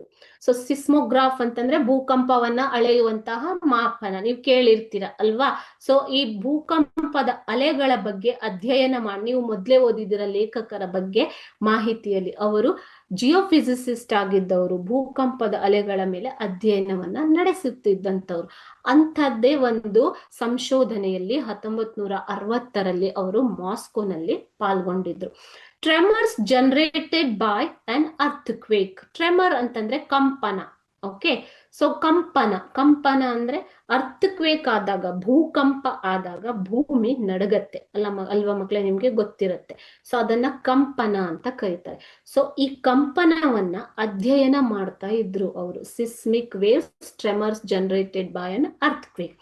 I was absorbed in my problem. ಅವರು ತಮ್ಮದೇ ಆದಂತಹ ತೊಂದರೆಗಳಲ್ಲಿ ಸಿಲುಕಿದ್ದರು. I enjoyed the mathematical challenge. Okay, so ಈ ಏನೇ ಅಧ್ಯಯನ ಮಾಡ್ಬೇಕು ಅಂತಂದ್ರು ಅಲ್ಲಿ ಮ್ಯಾಥಮ್ಯಾಟಿಕ್ಸ್ ಬೇಕೇ ಬೇಕು, ಗಣಿತಶಾಸ್ತ್ರ ಅಲ್ವಾ? ಸೊ ಈ ಗಣಿತಶಾಸ್ತ್ರ ಕೊಡುವಂತಹ ಒಂದು ಚಾಲೆಂಜ್ ಗಳನ್ನ ಅವರು ಎಂಜಾಯ್ ಮಾಡ್ತಾ ಇದ್ರು. They have to calculate the waves, they have to tell how much tremors are generated by the earthquake. Okay, so ಯಾವ ಲೆವೆಲ್ ಅಲ್ಲಿ ಇದ್ರೆ ಹೇಗೆ ಭೂಮಿ ಕಂಪನವಾಗತ್ತೆ ಅದನ್ನೆಲ್ಲ ಅವರು ಅಧ್ಯಯನ ಮಾಡ್ಬೇಕಾಗತ್ತೆ. ಸೊ ಅದಕ್ಕೆ ಮ್ಯಾಥಮ್ಯಾಟಿಕ್ಸ್ ನ ಹೆಲ್ಪ್ ಬೇಕಾಗತ್ತೆ. ಸೊ ಅಂತ ಒಂದು ಚಾಲೆಂಜ್ ಅಲ್ಲಿ ಅವರು ತೊಡಗಿದ್ರು. I did not give much thought to how it connects with the real life. So ಇದು ಒಂದು, ಈ ಅಧ್ಯಯನವನ್ನೇ ಅವರು ಏನ್ ಮಾಡ್ತಾ ಇದ್ರೋ ಅದು ರಿಯಲ್ ಲೈಫ್ಗೆ, ಅಂದ್ರೆ ನಿಜ ಜೀವನದಲ್ಲಿ ಹೇಗೆ ಕನೆಕ್ಟ್ ಆಗತ್ತೆ, ಹೇಗೆ ಸಂಬಂಧ ಇದೆ ಇದಕ್ಕೆ ಅನ್ನುವಂಥದ್ರ ಬಗ್ಗೆ ಅವರು ಜಾಸ್ತಿ ಯೋಚನೆ ಮಾಡಕ್ ಹೋಗಿಲ್ಲ. But he was doing research of seismic waves theory. Okay, ಇಲ್ಲಿ ನೋಡಿ ವೊಕ್ಯಾಬುಲರಿ. ಮಿಯರ್ಲಿ ಮೀನ್ಸ್ ಓನ್ಲಿ, ಕೇವಲ. ದ ಕೋಲ್ಡ್ ವಾರ್ ಅಂದ್ರೆ ಶೀತಲ ಸಮರ. ಜನರೇಟೆಡ್ ಅಂದ್ರೆ ಸಮಥಿಂಗ್ ಪ್ರೊಡ್ಯೂಸ್ಡ್, ಅಂದ್ರೆ ಭೂಕಂಪವು ಕೆಲವು ಕಂಪನಗಳನ್ನ ಉತ್ಪತ್ತಿ ಮಾಡುತ್ತೆ. ಓಕೆ, ಸೊ ಪ್ರೊಡ್ಯೂಸ್ಡ್ ಅಂತಂದ್ರೆ ಏನ್ ಹೇಳ್ಬೋದು ನೀವು, ಉತ್ಪತ್ತಿ ಮಾಡುತ್ತೆ. ಸೊ ಆ ಉತ್ಪತ್ತಿ ಮಾಡುವಂತಹ ಕಂಪನಗಳನ್ನ ಸ್ಟಡಿ ಮಾಡ್ತಾ ಇದ್ರು, ಅಧ್ಯಯನ ಮಾಡ್ತಾ ಇರುವಂತಹ ತಂಡದಲ್ಲಿ ನಮ್ಮ ಆಥರ್ ಅವರು ಇದ್ದರು. ಓಕೆ, ಸೊ ಆ ಟೈಮಲ್ಲಿ ಏನಾಗಿದೆ, the summons came from the president of Russian, then so ಆವಾಗ ಸೋವಿಯತ್ ಯೂನಿಯನ್ ಆಗಿತ್ತು ರಷ್ಯಾ. ಓಕೆನಾ, the president of Russian academy of sciences. Russian academy of sciences ಅಂದ್ರೆ ವಿಜ್ಞಾನ, ರಷ್ಯಾದಲ್ಲಿರುವಂತಹ ವಿಜ್ಞಾನ ಅಕಾಡೆಮಿಯಿಂದ ಅವರಿಗೆ ಸಮನ್ಸ್ ಬರುತ್ತೆ. ಸಮನ್ಸ್ ಅಂತಂದ್ರೇನು, ಸರ್ಕಾರದ ಒಂದು ಆಜ್ಞೆ ಅಂತ ನೀವು ತಗೋಬಹುದು. Okay, the summons came from the president of Russian Academy of Sciences. He had received a message from the Palace of Nations in Geneva. So ಜಿನೆವಾದಲ್ಲಿದ್ದಂತಹ ಪ್ಯಾಲೇಸ್ ಆಫ್ ನೇಷನ್ಸ್ ಇಂದ ಅವರಿಗೆ ಒಂದು ಮೆಸೇಜ್ ಬಂದಿತ್ತು. ಏನು ಮೆಸೇಜ್ ಬಂದಿತ್ತು? Were technical experts from the Soviet Union, United States. ನೋಡಿ ಇಲ್ಲಿ Soviet Union ಅಂತಂದ್ರೆ Russia, United States America and United Kingdom, 3 powers possessing nuclear weapons met behind closed doors. ಅಂದ್ರೆ 3 ಜನ, ಇದು ದ 3 powers, 3 ಶಕ್ತಿಗಳು ಅಂತ, ನ್ಯೂಕ್ಲಿಯರ್ ಶಕ್ತಿಗಳು ಅಂತ ಹೆಸರಾಗಿದ್ದಂತಹ ಒಂದು ಕಾಲ ಅದು. ಓಕೆನಾ, ಯಾವ್ಯಾವ್ದು? ರಷ್ಯಾ ಮತ್ತು ಯುನೈಟೆಡ್ ಕಿಂಗ್ಡಮ್, ಇಂಗ್ಲೆಂಡ್ ಮತ್ತು ಯುನೈಟೆಡ್ ಸ್ಟೇಟ್ಸ್. ಓಕೆ, ಈ 3 ನ್ಯೂಕ್ಲಿಯರ್ ಪವರ್ ಶಕ್ತಿಗಳು behind the closed doors meet ಆಗಿದ್ವು ಅಂತಂದ್ರೇನು, ಡಿಸ್ಕಸ್ ಮಾಡ್ತಾ ಇದ್ವು ಅಂತ ಅರ್ಥ ಮಕ್ಕಳೇ. ಓಕೆ, ಸೊ ಅಂದ್ರೆ ಥ್ರೆಟ್ ಇರೋದು, ಜಗತ್ತಿಗೆ ಥ್ರೆಟ್ ಇರೋದು, ಭಯ ಇರೋದು ಈ 3 ಶಕ್ತಿಗಳಿಂದ. ನ್ಯೂಕ್ಲಿಯರ್ ವೆಪನ್ಸ್ ಅಂತಂದ್ರೇನು, ಪರಮಾಣು ಶಸ್ತ್ರಾಸ್ತ್ರಗಳನ್ನ ಹೊಂದಿದ್ದಂತಹ ಈ 3 ಶಕ್ತಿಗಳು. ಓಕೆ, ಈ 3 ಶಕ್ತಿಗಳು ಒಟ್ಟಾಗಿ ಡಿಸ್ಕಸ್ ಮಾಡ್ತಾ ಇದ್ದಾವೆ, ಮೆಟ್ ಬಿಹೈಂಡ್ ದ ಕ್ಲೋಸ್ ಡೋರ್ಸ್ ಅನ್ನುವಂತಹ ಒಂದು ನ್ಯೂಸ್ ಅವರಿಗೆ ಬಂದಿತ್ತು ಜಿನೆವಾದಲ್ಲಿ. ಓಕೆ, ಸೊ ಆ ನ್ಯೂಸ್ ಬಂದಿದ್ದರಿಂದ the summons came from president of Russian academy of sciences. ಅವರು ಇವರಿಗೆ, ಈ ತಂಡಕ್ಕೆ ಒಂದು ಸಮನ್ಸ್ ಅನ್ನ, ಆಜ್ಞೆಯನ್ನ ಕಳಿಸ್ತಾರೆ. ಸೊ ಅದ್ರಲ್ಲಿ ಏನಿರುತ್ತೆ, the president showed me a letter from Geneva. ಜಿನೆವಾದಿಂದ ಬಂದಿದ್ದಂತಹ ಒಂದು ಲೆಟರ್ ಅನ್ನ ಆ ಪ್ರೆಸಿಡೆಂಟ್ ಇವರಿಗೆ ತೋರಿಸ್ತಾರೆ. An American scientist, okay, an American scientist, ಅಮೆರಿಕದ ವಿಜ್ಞಾನಿ, ಫ್ರಾಂಕ್ ಪ್ರೆಸ್, ಫ್ರಾನ್ಸಿನ ಒಂದು Press, quoted my work while arguing with Moscow experts. So ಅವರು ಈ ತಂಡ ಮಾಡಿದ್ದಂತಹ ಅಥವಾ ನಮ್ಮ ಲೇಖಕರು ಮಾಡಿದ್ದಂತಹ ಕೆಲಸಗಳನ್ನ ಪ್ರೆಸ್ ನಲ್ಲಿ, ಆ ಪೇಪರ್ ಅಲ್ಲಿ ಬರ್ದಿರ್ತಾರೆ. ಸೊ ಆ ಪೇಪರ್ ಅಲ್ಲಿ ಇವರ ಸಾಧನೆಗಳನ್ನ ನೋಡಿ, ಟು ಮೈ ಗ್ರೇಟ್ ಸರ್ಪ್ರೈಸ್, ಅವರಿಗೆ ಆಶ್ಚರ್ಯ ಆಗುತ್ತೆ, I found my self in Geneva. So ಇವರು ಸಿಸ್ಮಿಕ್ ವೇವ್ಸ್ ಮೇಲೆ ಮಾಡುತ್ತಿದ್ದಂತಹ ಒಂದು ವರ್ಕ್ ಅನ್ನ ನೋಡಿ ಅಲ್ಲಿಂದ ಇವರಿಗೆ ಲೆಟರ್ ಬಂದಿರುತ್ತೆ, ಪ್ರೆಸಿಡೆಂಟ್ ಇಂದ ಲೆಟರ್. ಓಕೆನಾ, ಸೊ ನೆಕ್ಸ್ಟ್ ಡೇನೆ ಅವರು ಎಲ್ಲಿರ್ತಾರೆ?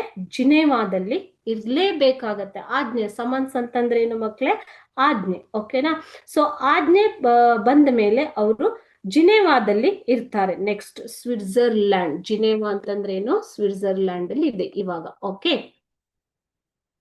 Next, at that time every man, woman and child on the earth lived under the threat of annihilation by nuclear weapons. Okay, annihilation ಅಂತಂದ್ರೆ ಸರ್ವನಾಶ ಅಂತಂದ್ರೇನು? ಜಗತ್ತಿನ ಒಂದು ಸರ್ವನಾಶ, complete destruction. At that time, ಆ ಟೈಮಲ್ಲಿ ನಾನು ಹೇಳ್ದೆ ಅಲ್ವಾ ನಿಮ್ಗೆ, ಶೀತಲ ಸಮರ ಅಂತಂದ್ರೇನು? ಜಗತ್ತೇ ಒಂದು ಭಯದಲ್ಲಿ ಜೀವಿಸ್ತಾ ಇತ್ತು. ಪರಮಾಣು ಶಕ್ತಿ ಹೊಂದಿದ್ದಂತಹ 3 ರಾಷ್ಟ್ರಗಳು ಪರಸ್ಪರ ಹೊಡೆದಾಡ್ಕೊಂಡ್ರು, ಇಡೀ ಜಗತ್ತಿಗೆ ಭಯ ಅಲ್ವಾ ಮಕ್ಕಳೇ? ಸೊ ಅಂತ ಒಂದು ಕಾಲದಲ್ಲಿ ಜೀವಿಸ್ತಾ ಇದ್ರು.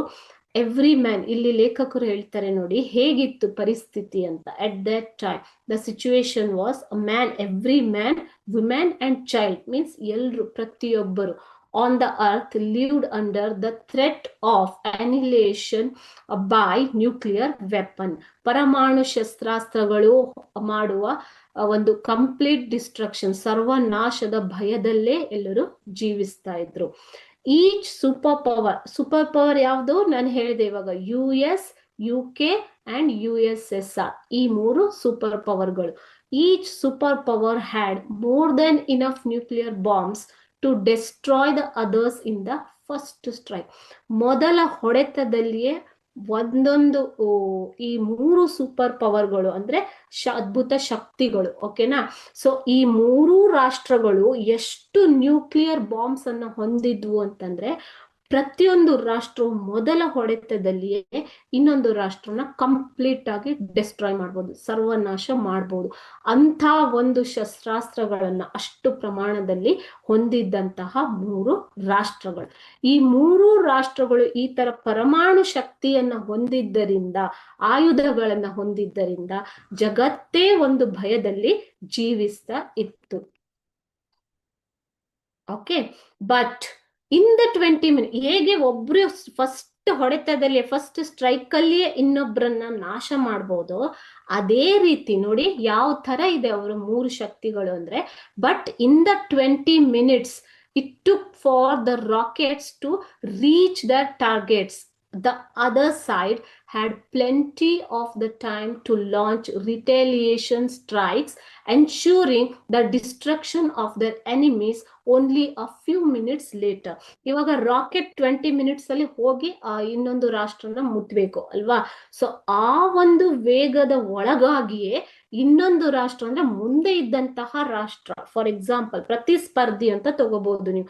ಒಬ್ರಿಗೊಬ್ರು ಹೊಡೆದಾಡ್ಕೊಂಡ್ರೆ ಒಂದು ರಾಷ್ಟ್ರ ಹೇಗೆ ಕಂಪ್ಲೀಟ್ ಆಗಿ ಇನ್ನೊಂದು ರಾಷ್ಟ್ರನ ಡೆಸ್ಟ್ರಾಯ್ ಮಾಡ್ಬೋದು, ಅದೇ ರೀತಿ ಇನ್ನೊಂದು ರಾಷ್ಟ್ರವು ಕೂಡ ಪ್ರತಿರೋಧವನ್ನ ತೋರುವಂತಹ ಸಾಮರ್ಥ್ಯ ಹೊಂದಿತ್ತು. ರಿಟೈಲೇಷನ್ ಸ್ಟ್ರೈಕ್ ಅಂತಂದ್ರೇನು, ಪ್ರತಿರೋಧವನ್ನ ತೋಡುವಂತಹ ಸಾಮರ್ಥ್ಯ, ಎದುರಿಸುವಂತ ಸಾಮರ್ಥ್ಯ ಪ್ರತಿಯೊಂದು ರಾಷ್ಟ್ರಕ್ಕೂ ಇತ್ತು ಅಂತ ಹೇಳ್ತಾರೆ. ದಿಸ್ ಥ್ರೆಟ್, ಈ ಒಂದು ಭಯ, this threat of mutually assured destruction, ಪರಸ್ಪರ ಭರವಸೆದಾಯಕ ನಾಶ. ಓಕೆ, ಅವರು ಮ್ಯೂಚುವಲ್ ಆಗಿ ಅಶ್ಯೂರ್ ಆಗಿದ್ರು, they will not fight each other. With ominous acronym MAD, MAD ಅಂತ ಕರೀತಾರೆ. ಮ್ಯೂಚುವಲಿ ಅಶ್ಯೂರ್ಡ್ ಡಿಸ್ಟ್ರಕ್ಷನ್ ಅಂದ್ರೆ ಪರಸ್ಪರ ಅವರು ಹೊಡೆದಾಡೋದಿಲ್ಲ ಅಂತಹ ಒಂದು ಅಶ್ಯೂರೆನ್ಸ್. ಓಕೆ, ಭರವಸೆ, ಅಶ್ಯೂರ್ಡ್ ಅಂದ್ರೆ ಏನು ಮಕ್ಕಳೇ, ಭರವಸೆ. Was for some years the only thin thread protecting all of us from the common fatal fate. fatal ಅಂತಂದ್ರೆ ಸಾಯುವಂತಹದ್ದು, ಓಕೆನಾ. ಸೊ ಈಗ ಮೂರು ರಾಷ್ಟ್ರಗಳ ಹತ್ತಿರ ಪರಮಾಣು ಶಕ್ತಿ ಇದೆ, ಒಬ್ಬರನ್ನೊಬ್ರು ಹೊಡೆದಾಡುವಂತ ಸಾಮರ್ಥ್ಯ ಇದೆ. ಬಟ್ ಆ ಮೂರು ರಾಷ್ಟ್ರಗಳು ಒಂದು ಅಗ್ರಿಮೆಂಟ್ ಅಲ್ಲಿ ಇದ್ದಾರೆ, MAD, ಮ್ಯೂಚುವಲಿ ಅಶ್ಯೂರ್ಡ್ ಡಿಸ್ಟ್ರಕ್ಷನ್ ಅಂದ್ರೆ ಪರಸ್ಪರ ಹೊಡೆದಾಡುವುದಿಲ್ಲ, ಪ್ರತಿರೋಧ ಮಾತ್ರ ತೋರುತ್ತಾರೆ ಅನ್ನುವಂಥದ್ದು. ಬಟ್ ಕೆಲವು ವರ್ಷಗಳವರೆಗೆ ಮಾತ್ರ ಇದು ಇತ್ತು, ಓಕೆನಾ. ಸೊ ಇಷ್ಟಿದ್ರೂ ಕೂಡ ಇಡೀ ಜಗತ್ತೇ ಒಂದು ಫ್ಯಾಟಲ್ ಫೇಟ್, ಅವರ ಹಣೆ ಬರಹದಲ್ಲಿ ಯಾವಾಗ ಸಾವು ಇದೆಯೋ ಅನ್ನುವಂತಹ ಒಂದು ಭಯ ಯಾವಾಗ್ಲೂ ಇತ್ತು. Retaliation means action against someone who has done something bad to you. ಅದೇ ನಾನು ಆಗ್ಲೇ ಹೇಳಿದಾಗೆ ಪ್ರತಿರೋಧ, ಎದುರಿಸುವಂತಹ ಸಾಮರ್ಥ್ಯವನ್ನ ರಿಟೈಲೇಷನ್ ಅಂತ ಹೇಳ್ತೀವಿ. ಓಮಿನಸ್ ಅಂತಂದ್ರೆ making you feel that something bad is going to happen, ಅಪಶಕುನ ಅಥವಾ ಏನಾದ್ರೂ ಒಂದು ಕೆಟ್ಟ ಘಟನೆ ನಡೆಯುವಂತಹ ಒಂದು ಸಂದರ್ಭ ಇರ್ಬೋದು, ಅದನ್ನ ಓಮಿನಸ್ ಅಂತ ಕರಿತೀವಿ. ಆಕ್ರೋನಿಮ್ ಅಂತಂದ್ರೆ ಈಗ ಇದನ್ನ ಬಿಡಿಸಿ ಬರೆದ್ರೆ ಅದು ಆಕ್ರೋನಿಮ್ ಆಗತ್ತೆ, ಓಕೆನಾ. ಸೊ ಈ ತರ ಒಂದು ಸಿಚುವೇಶನ್ ಅಲ್ಲಿ the world was surviving. Okay, world was leading their life. Everyone had the fear of nuclear threat.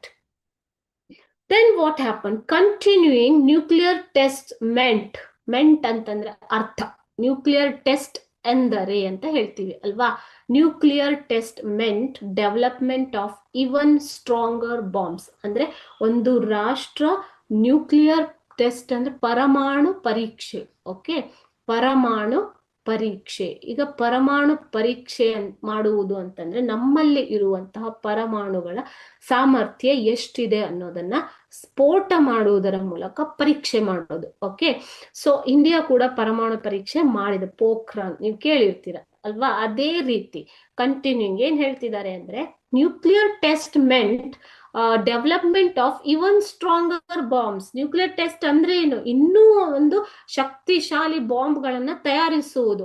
Introducing even more imbalance into the global nuclear standoff. ಅಂದ್ರೆ ಒಂದು balance ಇತ್ತು, nuclear test ಮಾಡಬಾರ್ದು, nuclear bomb ಅನ್ನ ಹಾಕಬಾರ್ದು ಅನ್ನುವಂತಹ ಒಂದು world ಅಲ್ಲಿ balance ಇತ್ತು. ಅಸಮತೋಲನವನ್ನ ಉಂಟು ಮಾಡುವುದು, ಹೆಚ್ಚು ಹೆಚ್ಚು ಸಾಮರ್ಥ್ಯವುಳ್ಳ ಬಾಂಬ್ಗಳನ್ನ ಉತ್ಪಾದಿಸುವುದು ಮತ್ತು ಜಗತ್ತಿನಲ್ಲಿ ಇಂಬ್ಯಾಲೆನ್ಸ್ ಅಂದ್ರೆ ಏನು ಮಕ್ಕಳೇ? ಅಸಮತೋಲನವನ್ನ ಉಂಟು ಮಾಡುವುದು ಅಂತ ಅರ್ಥ. ಓಕೆ, ನ್ಯೂಕ್ಲಿಯರ್ ಟೆಸ್ಟ್ ಅಂದ್ರೆ ಮತ್ತೇನು ಅಲ್ಲ, ಭಯ ಹುಟ್ಟಿಸುವುದು. The 3 nuclear powers were willing to come to an agreement. ಪರಸ್ಪರ ಅಶ್ಯೂರ್ಡ್ ಕೊಟ್ಟಿದ್ರು, ಅವರು ಪರಸ್ಪರ ಭರವಸೆಯನ್ನ ಕೊಟ್ಟಿದ್ದರು ಅಲ್ವಾ. ಸೊ ಅದರ ಮೂಲಕ ದ 3 ನ್ಯೂಕ್ಲಿಯರ್ ಪವರ್ಸ್, ಈ 3 ಪರಮಾಣು ಶಕ್ತಿಗಳು ತಮ್ಮಲ್ಲೇ ಒಂದು ಒಪ್ಪಂದಕ್ಕೆ ಬರೋದಿಕ್ಕೆ ರೆಡಿ ಆಗಿದ್ರು. ಒಪ್ಪಂದ.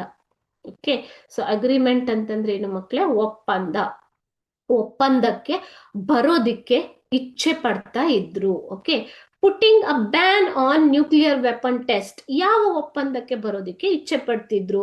ಪುಟ್ಟಿಂಗ್ ಅ ಬ್ಯಾನ್, ನಿಷೇಧವನ್ನ ಹೇರುವುದು. ಯಾವುದಕ್ಕೆ? ನ್ಯೂಕ್ಲಿಯರ್ ಟೆಸ್ಟ್ ಮಾಡೋ ಹಾಗಿಲ್ಲ ಅನ್ನುವಂತಹ ನಿಷೇಧವನ್ನ ಹೇರುವುದಕ್ಕೆ ತಮ್ಮಲ್ಲೇ ಒಂದು ಒಪ್ಪಂದಕ್ಕೆ ಬರೋದಿಕ್ಕೆ ರೆಡಿ ಆಗಿದ್ರು. And hence the technical experts were summon. Technical experts ಅಂದ್ರೆ ಯಾರು? ಈ ತಾಂತ್ರಿಕ ನುರಿತ ತಂತ್ರಜ್ಞರು.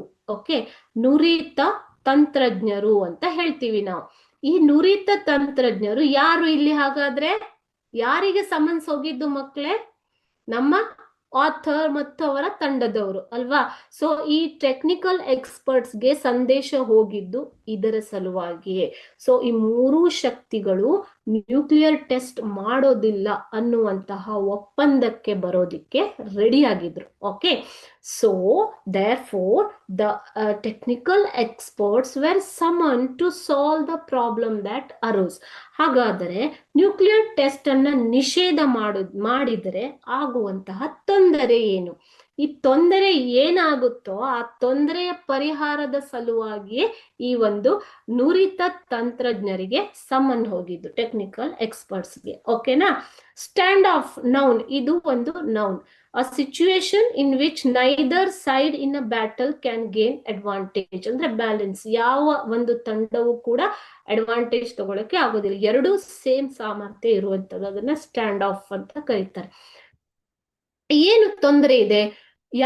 ಏನು ತೊಂದರೆ ಅಂತಂದ್ರೆ ಇಲ್ಲಿ ಹೇಳ್ತಾರೆ ನೋಡಿ ಲೇಖಕರು, even though they would like to come into an agreement to put a ban on the nuclear test, but ಅವರಿಗೆ ಇನ್ನೊಬ್ಬರ ಮೇಲೆ ಅದೇ ಭರವಸೆ ಇರಬೇಕು ಅಲ್ವಾ. ಸೊ ಅಥವಾ ಆ ಒಂದು ಅಗ್ರಿಮೆಂಟ್ ಅನ್ನ ಅಥವಾ ಒಪ್ಪಂದವನ್ನ ವೈಲೇಟ್ ಮಾಡಬಾರ್ದು, ರೂಲ್ಸ್ ಅನ್ನ ಮುರಿಬಾರ್ದು. ಓಕೆ, ಸೊ ಮುರಿಬಾರದು ಅನ್ನುವಂತಹ ಒಂದು ಪ್ರಜ್ಞೆ 3 ದೇಶಕ್ಕೂ ಇರಬೇಕು, ಅಥವಾ ಒಂದಕ್ಕೊಂದು ಪರಸ್ಪರ ದೇಶಗಳ ಮೇಲೆ ಭರವಸೆ ಇರಬೇಕು. ಹೌದಲ್ವಾ? ಸೊ ಇಲ್ಲೇನ್ ಹೇಳ್ತಾರೆ ಪ್ರಾಬ್ಲಮ್ಸ್ ನೋಡಿ. In formal terms the problem was the following. ಏನ್ ಪ್ರಾಬ್ಲಮ್ ಅಂದ್ರೆ ಇದೇ 2 ಪ್ರಾಬ್ಲಮ್. ಒಂದನೇದು, the nuclear powers has signed an agreement to stop the test of the nuclear weapons. So ಈಗ ನ್ಯೂಕ್ಲಿಯರ್ ಪವರ್ಸ್ ಯಾವ್ಯಾವ ದೇಶ ಮಕ್ಕಳೇ? ನ್ಯೂಕ್ಲಿಯರ್ ಪವರ್, ಪರಮಾಣು ಶಕ್ತಿ ಹೊಂದಿದ್ದ ರಾಷ್ಟ್ರಗಳು ಯಾವ್ಯಾವ್ದು? ಕೇಳಿಸ್ಕೊತಾ ಇದ್ದೀರಾ ಪಾಠನ?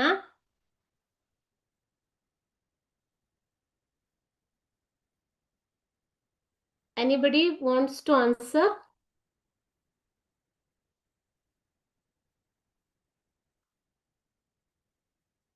US, UK and USSR. ಆಗಿನ USSR ಅಂದ್ರೆ ಈಗಿನ ರಷ್ಯಾ ಅಲ್ವಾ. In the nuclear powers had signed an agreement to stop test of the nuclear weapons. Nuclear ಶಸ್ತ್ರಾಸ್ತ್ರಗಳು, ಪರಮಾಣು ಶಸ್ತ್ರಾಸ್ತ್ರಗಳನ್ನ ಪರೀಕ್ಷೆ ಮಾಡದೇ ಇರುವಂತಹ ಒಪ್ಪಂದಕ್ಕೆ ಸಹಿ ಹಾಕಿದ್ದರು. Second one of the participants had violate ಅಂತಂದ್ರೆ ಉಲ್ಲಂಘಿಸುವುದು. ಓಕೆ, ಅಂದ್ರೆ ಒಂದು ಅಗ್ರಿಮೆಂಟ್ ಹಾಕೊಂಡ್ಮೇಲೆ ಅದನ್ನ ಪಾಲಿಸಬೇಕು. ಆ ಒಪ್ಪಂದವನ್ನ ಮುರಿದರೆ ಅದು ಉಲ್ಲಂಘನೆ ಆಗತ್ತೆ. ಅಂದ್ರೆ violated this agreement and secretly made underground nuclear explosion. ನೋಡಿ ಇಲ್ಲಿ, any one of the participant, ಈ ಮೂರು ಪಾರ್ಟಿಸಿಪೆಂಟ್ಸ್ ಅಲ್ಲಿ ಯಾರಾದರೂ ಒಬ್ಬರು ಈ ಒಂದು ಒಪ್ಪಂದವನ್ನ ಉಲ್ಲಂಘಿಸಿದರೆ ಮತ್ತು ರಹಸ್ಯವಾಗಿ ನ್ಯೂಕ್ಲಿಯರ್ ಟೆಸ್ಟ್ ಅನ್ನ ಮಾಡಿದರೆ, ಭೂಗರ್ಭದಲ್ಲಿ ಕೆಳಗಡೆ ಹೋಗ್ಬಿಟ್ಟು ನ್ಯೂಕ್ಲಿಯರ್ ಎಕ್ಸ್ಪ್ಲೋಷನ್, ಪರಮಾಣು ಸ್ಫೋಟವನ್ನ ಮಾಡಿದರೆ ಅನ್ನುವಂತಹ ಒಂದು ಅಪನಂಬಿಕೆ ಎಲ್ಲ ರಾಷ್ಟ್ರಗಳಿಗೂ, ಈ ಮೂರು ರಾಷ್ಟ್ರಗಳಿಗೂ ಇದ್ದಿದ್ದರಿಂದಲೇ ಅವರು ಈ ಒಂದು ಎಕ್ಸ್ಪರ್ಟ್ಸ್ ನ ಕರೆಸ್ತಾ ಇರೋದು. ದ ಪ್ರಾಬ್ಲಮ್ ಈಸ್, ಮಾಡಿದ್ರೆ ಏನಾಗತ್ತೆ ಹಾಗಾದ್ರೆ, how can the other power detect the violation. ಹಾಗಾದ್ರೆ ಈಗ ಫಾರ್ ಎಕ್ಸಾಂಪಲ್ ಯಾವುದೋ ಒಂದು ರಾಷ್ಟ್ರ ಈ ಒಪ್ಪಂದವನ್ನ ಮುರಿದು ಪರಮಾಣು ಪರೀಕ್ಷೆ ಮಾಡಿದ್ರು ಅಂತ ಇಟ್ಕೊಳ್ಳಿ. ಆವಾಗ ಇನ್ನೊಂದು ರಾಷ್ಟ್ರಕ್ಕೆ ಹೇಗೆ ಗೊತ್ತಾಗತ್ತೆ, ಅದನ್ನ ಕಂಡುಹಿಡಿಯುವುದು ಹೇಗೆ, ಅದನ್ನ ಭೇದಿಸುವುದು ಹೇಗೆ ಅನ್ನುವಂತ ಸಮಸ್ಯೆ ಇಲ್ಲಿ. ಓಕೆನಾ? ಸೊ ಇದೇ ಒಂದು ಪ್ರಾಬ್ಲಮ್ ಸಲುವಾಗಿ ಅವರನ್ನ ಕರೆಸ್ತಾ ಇರೋದು. Violate means disobey the law, so go against the agreements. ಅದೇ ನಾನು ಹೇಳಿದಾಗ ಉಲ್ಲಂಘನೆ ಮಾಡುವುದು. ಸೊ ಇವಾಗ ಏನ್ ಮಾಡ್ಬೇಕು, ನ್ಯೂಕ್ಲಿಯರ್ ಪವರ್ ಪರೀಕ್ಷೆಯನ್ನ ಮಾಡಿದಾಗ ಏನಾಗತ್ತೆ ಮಕ್ಕಳೇ, ಸ್ಫೋಟ ಆಗತ್ತೆ ಅಲ್ವಾ? ಸ್ಫೋಟ ಆಗೋದ್ರಿಂದ ಏನಾಗತ್ತೆ, ಭೂಮಿ ಕಂಪಿಸುತ್ತೆ. ಭೂಮಿ ಕಂಪಿಸುವುದು ಅಂತಂದ್ರೆ ಏನು, ಅರ್ತ್ ಕ್ವೇಕ್ ಆದಾಗ, ಭೂಕಂಪ ಆದಾಗ ಕೂಡ ಭೂಮಿ ಕಂಪಿಸುತ್ತೆ, ಹೌದಾ ಇಲ್ವಾ? ಸೊ ಆದರೆ ಇದು ಕಂಪನ ಆಗಿರುವಂಥದ್ದು, ಭೂಕಂಪ ಆಗಿರೋದು, ಅರ್ತ್ ಕ್ವೇಕ್ ಆಗಿರೋದು ನ್ಯೂಕ್ಲಿಯರ್ ಪವರ್ ಸ್ಫೋಟದಿಂದಲ ಅಥವಾ ನ್ಯಾಚುರಲ್ ಭೂಕಂಪ ಆಗಿದ್ರಿಂದಲ ಅನ್ನೋದನ್ನ ಕಂಡುಹಿಡಿಬೇಕು. ಓಕೆನಾ? ಅದೇ ಇಲ್ಲಿ ಬಂದಿರುವಂತಹ problem. It turned out that this problem had a direct connection with the theory of seismic waves. ಈ ಒಂದು ಪ್ರಾಬ್ಲಮ್ ಏನು ಪ್ರಾಬ್ಲಮ್ ಇರೋದು ಏನಿಲ್ಲಿ, if anybody violates the rules and does the nuclear test secretly, this connects with the theory of seismic waves. ಅಂದ್ರೆ ಭೂಕಂಪದ ಅಲೆಗಳ ಒಂದು ಥಿಯರಿಗೆ direct ಆಗಿ ಇದು ಸಂಬಂಧ ಪಡುತ್ತೆ. Underground nuclear explosions produced earth tremors. ನೋಡಿ, ಭೂಮಿಯ ಕಂಪನಗಳನ್ನ, ಅಲೆಗಳನ್ನ ಇವು ಉತ್ಪತ್ತಿ ಮಾಡ್ತವೆ. ಯಾವುದು, ಅಂಡರ್ ಗ್ರೌಂಡ್, ಭೂಗರ್ಭದಲ್ಲಿ ಮಾಡುವಂತಹ ಒಂದು ಆಳದಲ್ಲಿ. ಓಕೆ, ಅಂಡರ್ ಗ್ರೌಂಡ್ ಅಂತಂದ್ರೆ ಭೂಮಿಯ ಆಳದಲ್ಲಿ ನಡೆಸುವಂತಹ ಒಂದು ನ್ಯೂಕ್ಲಿಯರ್ ಎಕ್ಸ್ಪ್ಲೋಷನ್. ನ್ಯೂಕ್ಲಿಯರ್ ಅಂದ್ರೆ ಪರಮಾಣು ಸ್ಫೋಟವು ಅರ್ತ್ ಟ್ರೆಮರ್ಸ್ ಅನ್ನ, ಅಂದ್ರೆ ಭೂಮಿಯ ಕಂಪನವನ್ನ ಕ್ರಿಯೇಟ್ ಮಾಡುತ್ತೆ. Very similar to those generated by earthquakes. ಆ ಒಂದು ಅಲೆಗಳು ನೋಡಿ, ಇಲ್ಲಿ ತೋರಿಸ್ತಾ ಇದ್ದೀನಿ ನಾನು, ಇಲ್ಲಿ ಆಳದಲ್ಲಿ ಭೂಕಂಪ ಆದಾಗ ಈ ಸಿಸ್ಮಿಕ್ ವೇವ್ಸ್ ಪ್ರೊಡ್ಯೂಸ್ ಮಾಡ್ತವೆ. ಈ ಸಿಸ್ಮಿಕ್ ವೇವ್ಸ್ ಇಂದ ಭೂಮಿ ನಡುಗತ್ತೆ, ಕಂಪನ ಆಗತ್ತೆ. ಆದರೆ ನ್ಯೂಕ್ಲಿಯರ್ ಸ್ಫೋಟ ಮಾಡಿದಾಗಲೂ ಕೂಡ ಅದೇ ತರ ಕಂಪನ ಆಗತ್ತೆ. ಸಿಮಿಲರ್ ಅಂತಂದ್ರೆ ಒಂದೇ ತರದ, ಸೇಮ್ ಅಂತ ಅರ್ಥ. ಓಕೆನಾ? So these tremors or ಕಂಪನಗಳು very similar to those generated by earthquakes. ಭೂಕಂಪನದಿಂದ ಆಗುವಂತಹ ಅಲೆಗಳು ಒಂದೇ ತರ ಇರ್ತವೆ. How could one distinguish the natural tremors from ones produced by the explosion? ಹಾಗಾದ್ರೆ ಯಾರು ಹೇಗೆ ವ್ಯತ್ಯಾಸವನ್ನ ಕಂಡು ಹಿಡಿಯಬಹುದು? ಡಿಸ್ಟಿಂಗ್ವಿಶ್ ಅಂತಂದ್ರೆ ವ್ಯತ್ಯಾಸವನ್ನ ಹೇಗೆ ಕಂಡುಹಿಡಿಯೋದು? ಇದು ನ್ಯೂಕ್ಲಿಯರ್ ಸ್ಫೋಟದಿಂದ ಆಗಿದ್ದ ಅಥವಾ ಭೂಕಂಪನದಿಂದ ಆಗಿದ್ದಂತಹ ಅಲೆಗಳ? Suddenly my theoretical knowledge had a direct application in the area of survival of the human kind. ಇಲ್ಲಿ ನಮ್ಮ ಲೇಖಕರು ಸ್ಟಡಿ ಮಾಡ್ತಾ ಇರೋದು, ಅಧ್ಯಯನ ಮಾಡ್ತಾ ಇರೋದು ಅದೇನೆ ಅಲ್ವಾ? ಸಿಸ್ಮಿಕ್ ವೇವ್ಸ್ ಅಂದ್ರೆ ಏನು, ಅದರ ಥಿಯರಿ ಏನು, ಭೂಕಂಪದ ಅಲೆಗಳು ಯಾವುದು?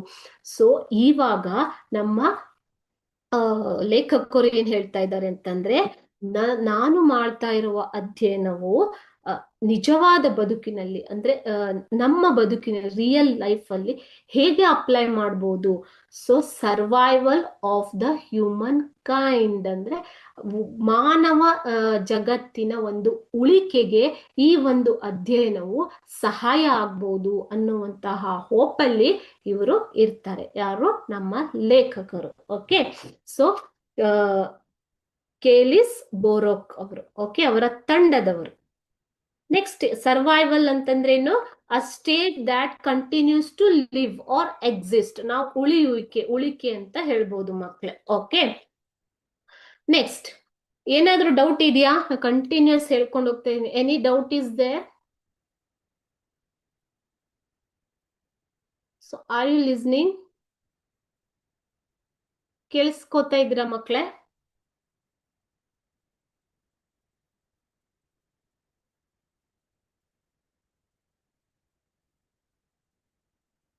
Next one.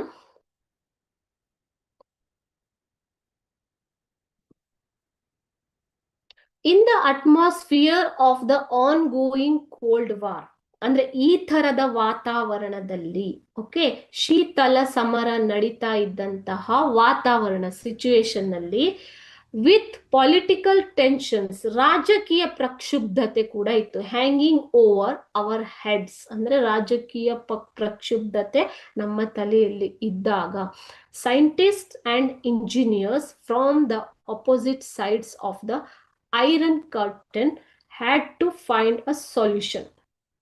Iron Curtain, which outwardly seemed impossible, asadhya, given all our differences in cultural backgrounds. Okay, so ಇಲ್ಲಿ Iron Curtain ಅಂತ ಕೊಟ್ಟಿದ್ದಾರೆ ಅಲ್ವಾ? Iron Curtain ಅಂದ್ರೆ ಏನು? The name for the socio-political border that was believed to exist between Western Europe and the communist countries of the Central and Eastern Europe. ಆವಾಗ ರಾಜಕೀಯ ಪ್ರಕ್ಷುಬ್ಧತೆಯ ವಾತಾವರಣ ಇತ್ತು. ಯಾವುದರ ನಡುವೆ? ಪಶ್ಚಿಮ ಯುರೋಪ್, ಪೂರ್ವ ಯುರೋಪ್ ಮತ್ತು ಕಮ್ಯುನಿಸ್ಟ್ ಕಂಟ್ರಿ ಲೈಕ್ ರಷ್ಯಾ ಅವರ ನಡುವೆ ಇದ್ದಂತಹ ಒಂದು ಬ್ಯಾರಿಯರ್, ಓಕೆ, ಅಸಮಾಧಾನ. ಅದು ಸಾಮಾಜಿಕ ಅಥವಾ ಒಂದು ರಾಜಕೀಯ ಡಿಫರೆನ್ಸಸ್, ವ್ಯತ್ಯಾಸಗಳಿಂದ ಆಗಿರುವಂಥದ್ದು. ಸೊ ಇಂಥ ಒಂದು ಸಮಯದಲ್ಲಿ ಒಬ್ಬರ ಜೊತೆಗೆ ಇನ್ನೊಬ್ಬರು ಪ್ರತಿಸ್ಪರ್ಧಿ ಕಂಟ್ರಿಗಳು, ಪ್ರತಿಸ್ಪರ್ಧಿ ಅಥವಾ ಅಪೋಸಿಟ್, ವಿರುದ್ಧ ದೇಶದವರು ಅಂತ ಹೇಳ್ಬೋದು. ಸೊ ಅವರ ಜೊತೆ ಇರುವಂಥದ್ದು ಇಂಪಾಸಿಬಲ್. ಜಿಯೋಪೊಲಿಟಿಕಲ್ ಡಿಫರೆನ್ಸ್ ಇದ್ದಾಗ, ಬೇರೆ ಬೇರೆ ಸಾಂಸ್ಕೃತಿಕ ಹಿನ್ನೆಲೆ ಇದ್ದಾಗ, ಓಕೆ, ಸೊ ಅಲ್ಲಿನ ಸೈಂಟಿಸ್ಟ್ಗಳು, ವಿಜ್ಞಾನಿಗಳು, ಇಂಜಿನಿಯರ್ಗಳು, ಬೇರೆ ಬೇರೆ ಕಡೆಯಿಂದ ಬಂದಿರುವಂತವರು ಒಟ್ಟಿಗೆ ಕೂತು ಒಂದು ಪರಿಹಾರವನ್ನ, ಸೊಲ್ಯೂಷನ್ ಅಂತಂದ್ರೆ ಏನು ಮಕ್ಕಳೇ? ಪರಿಹಾರವನ್ನ ಕಂಡು ಹಿಡಿಯುವುದು ಹೇಗೆ?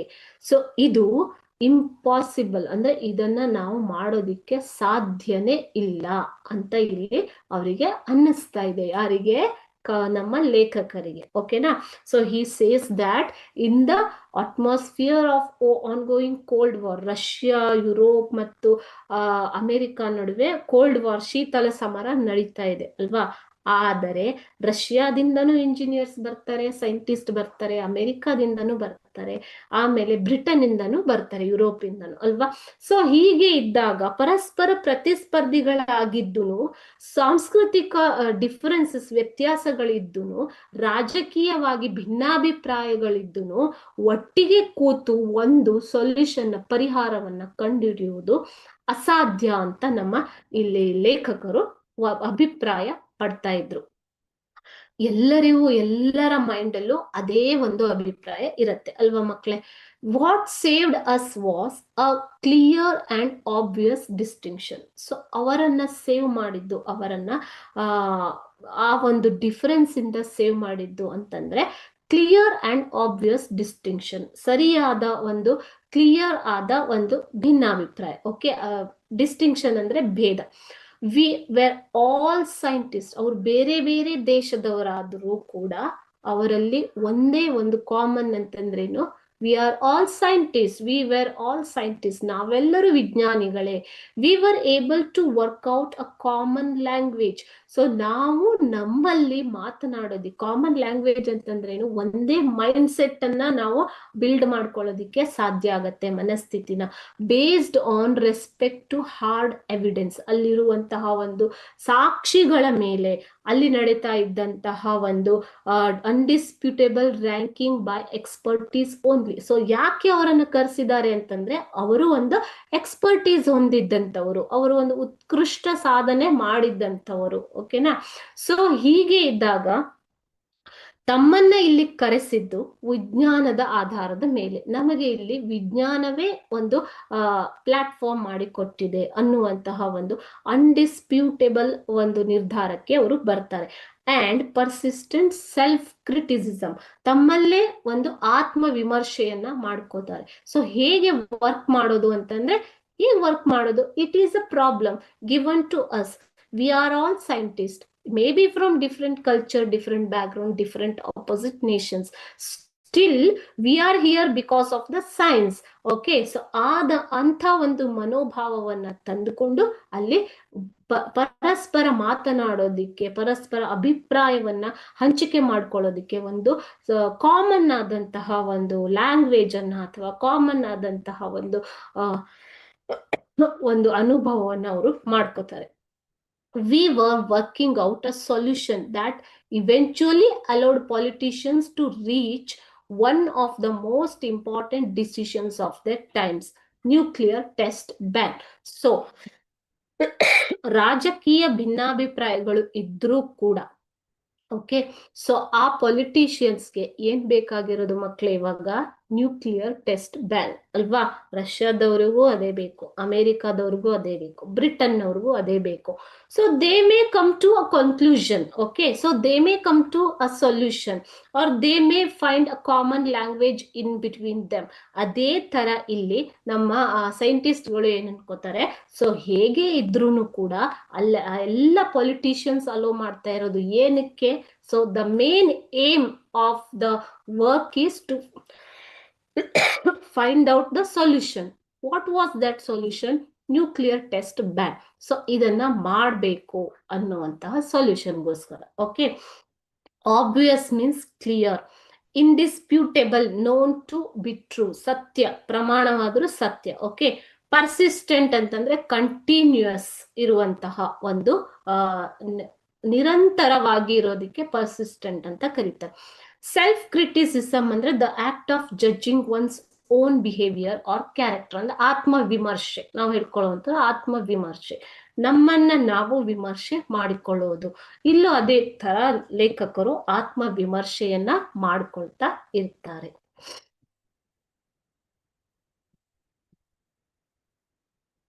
Okay, this episode taught me that as a scientist, I have people all over the world who think and interact the way I do. So ಇಲ್ಲಿ ಬಂದ ಮೇಲೆ, ಅಲ್ಲಿ ಹೋದ ಮೇಲೆ, ಜಿನೇವಾಕ್ಕೆ ಹೋದ ಮೇಲೆ ಅವರಿಗೆ ಅನ್ಸಿದ್ದೇನು ಅಂತಂದ್ರೆ, ದಿಸ್ ಎಪಿಸೋಡ್ ಟಾಟ್ ಮಿ, ಅಂದ್ರೆ ಈ ಭಾಗದಲ್ಲಿ ನನಗೆ ಅನ್ಸಿದ್ದೇನೋ, ದಟ್ ಆಸ್ ಅ ಸೈಂಟಿಸ್ಟ್, ಒಬ್ಬ ವಿಜ್ಞಾನಿಯಾಗಿ, I have people all over the world, ನನ್ನ ತರ ಇಡೀ ವಿಶ್ವದಾದ್ಯಂತ ವ್ಯಕ್ತಿಗಳು ಇದ್ದಾರೆ, who think and interact the way I do, ಎಲ್ಲರೂ ಕೂಡ ನನ್ನ ತರನೇ ಯೋಚನೆ ಮಾಡ್ತಾ ಇದ್ದಾರೆ. ಓಕೆ, ಯೋಚನೆ, ಥಿಂಕ್ ಅಂದ್ರೇನು, ಯೋಚನೆ, ಇಂಟರಾಕ್ಟ್ ಅಂತಂದ್ರೆ ಪರಸ್ಪರ ಸಂಭಾಷಣೆ ಮಾಡುವುದು. ಸೊ ನನ್ನ ಥರನೇ ಇಂಟ್ರಾಕ್ಟ್ ಮಾಡೋರು, ನನ್ನ ಥರನೇ ಯೋಚನೆ ಮಾಡೋರು ಸೈಂಟಿಸ್ಟ್ಗಳು ಬೇಕಾದಷ್ಟು ಜನ ಇದ್ದಾರೆ ಅಂತ ಅವರಿಗೆ ಅಲ್ಲಿ ಹೋದ್ಮೇಲೆ ಅನ್ಸುತ್ತೆ. It taught me never to feel lonely abroad. Abroad ಅಂತಂದ್ರೆ ವಿದೇಶ, ವಿದೇಶದಲ್ಲಿ ಏಕಾಂಗಿ ಅಥವಾ ಒಂಟಿ ಅಂತ ಯಾವಾಗ್ಲೂ ಅನ್ಕೋಬಾರ್ದು ಅನ್ನುವಂತ ಒಂದು ಲೆಸನ್ನ, ಪಾಠವನ್ನ ಇದು ಅವರಿಗೆ ಕಲಿಸುತ್ತೆ. And above all it taught me that while there is science there is hope of survival. ಎಲ್ಲಿ ಸೈನ್ಸ್ ಇದೆಯೋ, ವಿಜ್ಞಾನ ಇದೆಯೋ, ಅಲ್ಲಿ ಸರ್ವೈವಲ್ ಅಂತಂದ್ರೆ ಉಳಿಕೆ ಇದೆ. Well being for all of us, ನಮ್ಮೆಲ್ಲರ ಒಂದು ವೆಲ್ ಬೀಯಿಂಗ್ ಅಂತಂದ್ರೆ ನಮ್ಮೆಲ್ಲರ ಒಳಿತು ಇದೆ ಅಂತ ಅವರಿಗೆ ಅನ್ಸೋದಿಕ್ಕೆ ಶುರುವಾಗತ್ತೆ. ಜಿನೇವಾಗೆ ಹೋದ ಮೇಲೆ ನಮ್ಮೆಲ್ಲರ ಒಳಿತು ಸೈನ್ಸ್ ಅಲ್ಲಿದೆ. ಎಲ್ಲಿ ವಿಜ್ಞಾನ ಇದೆಯೋ ಅಲ್ಲಿ ಉಳಿಕೆ ಇದೆ, ಎಲ್ಲಿ ವಿಜ್ಞಾನ ಇದೆಯೋ ಅಲ್ಲಿ ಮಾನವ ಕುಲದ ವೆಲ್ ಬೀಯಿಂಗ್, ಒಳಿತು ಇದೆ ಅಂತ ಅವರಿಗೆ ಅನ್ಸತ್ತೆ. So he came to a conclusion that he should never feel alone abroad, because there are scientists like him around him. There were scientists like him around him who were thinking like him, who are interacting like him. Okay, even though they are from different cultural backgrounds, the science joined all of them. It brought them all together in one platform. So they were working for a common solution, ಒಂದು common ಆದಂತ ಪರಿಹಾರವನ್ನ ಕಂಡುಹಿಡಿಯೋದಿಕ್ಕೆ ಅವರೆಲ್ಲರೂ ಅಲ್ಲಿ work ಮಾಡ್ತಾ ಇದ್ರು. ಓಕೆನಾ? ಏನಾದ್ರೂ doubt ಇದೆಯಾ ಮಕ್ಳೇ?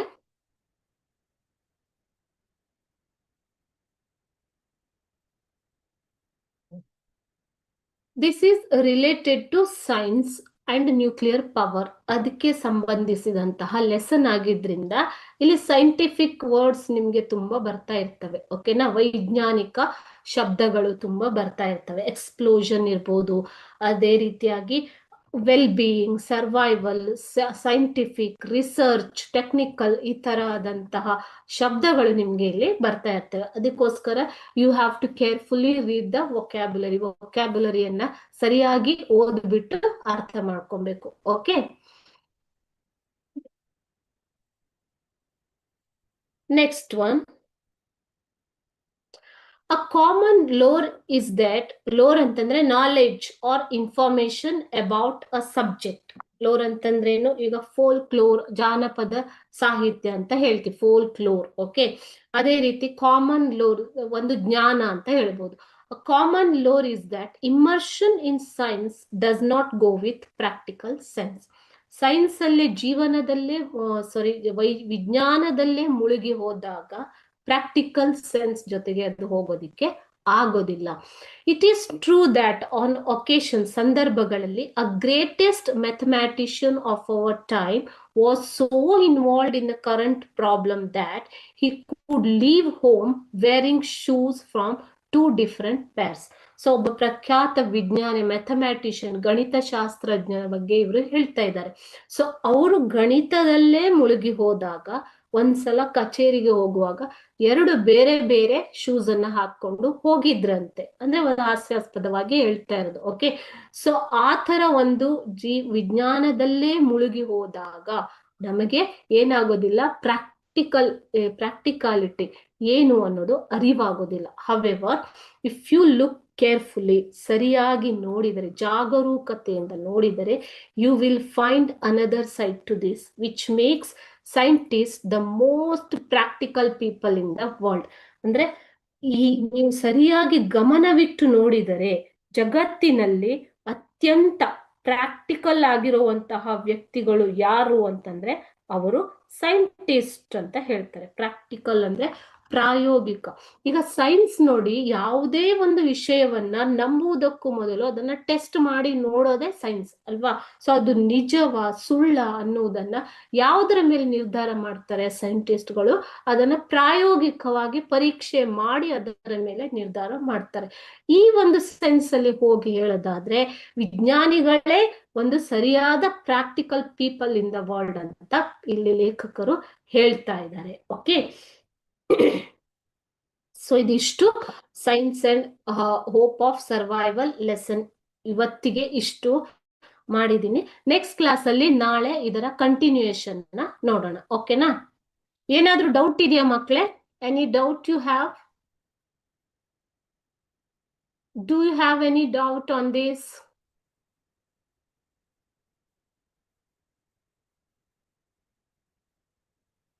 Anybody? If not, can I conclude here? So ಏನು ಡೌಟ್ ಇಲ್ಲ ಅಂತಂದ್ರೆ ಇವತ್ತಿನ ಕ್ಲಾಸ್ನ ಇಲ್ಲಿಗೆ ಕನ್ಕ್ಲೂಡ್ ಮಾಡೋಣ. ಓಕೆನಾ? Thank you everyone.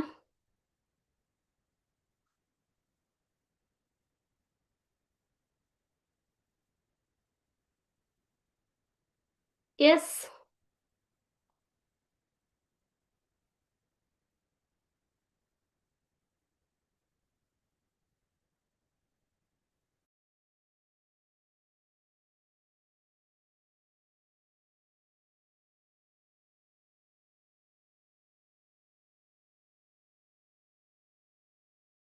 Okay. So thank you everyone. Thank you ma'am, thank you sir. ನಾಳಿನ ಕ್ಲಾಸಲ್ಲಿ ಇದನ್ನ ಕಂಟಿನ್ಯೂ ಮಾಡೋಣ. ಓಕೆ.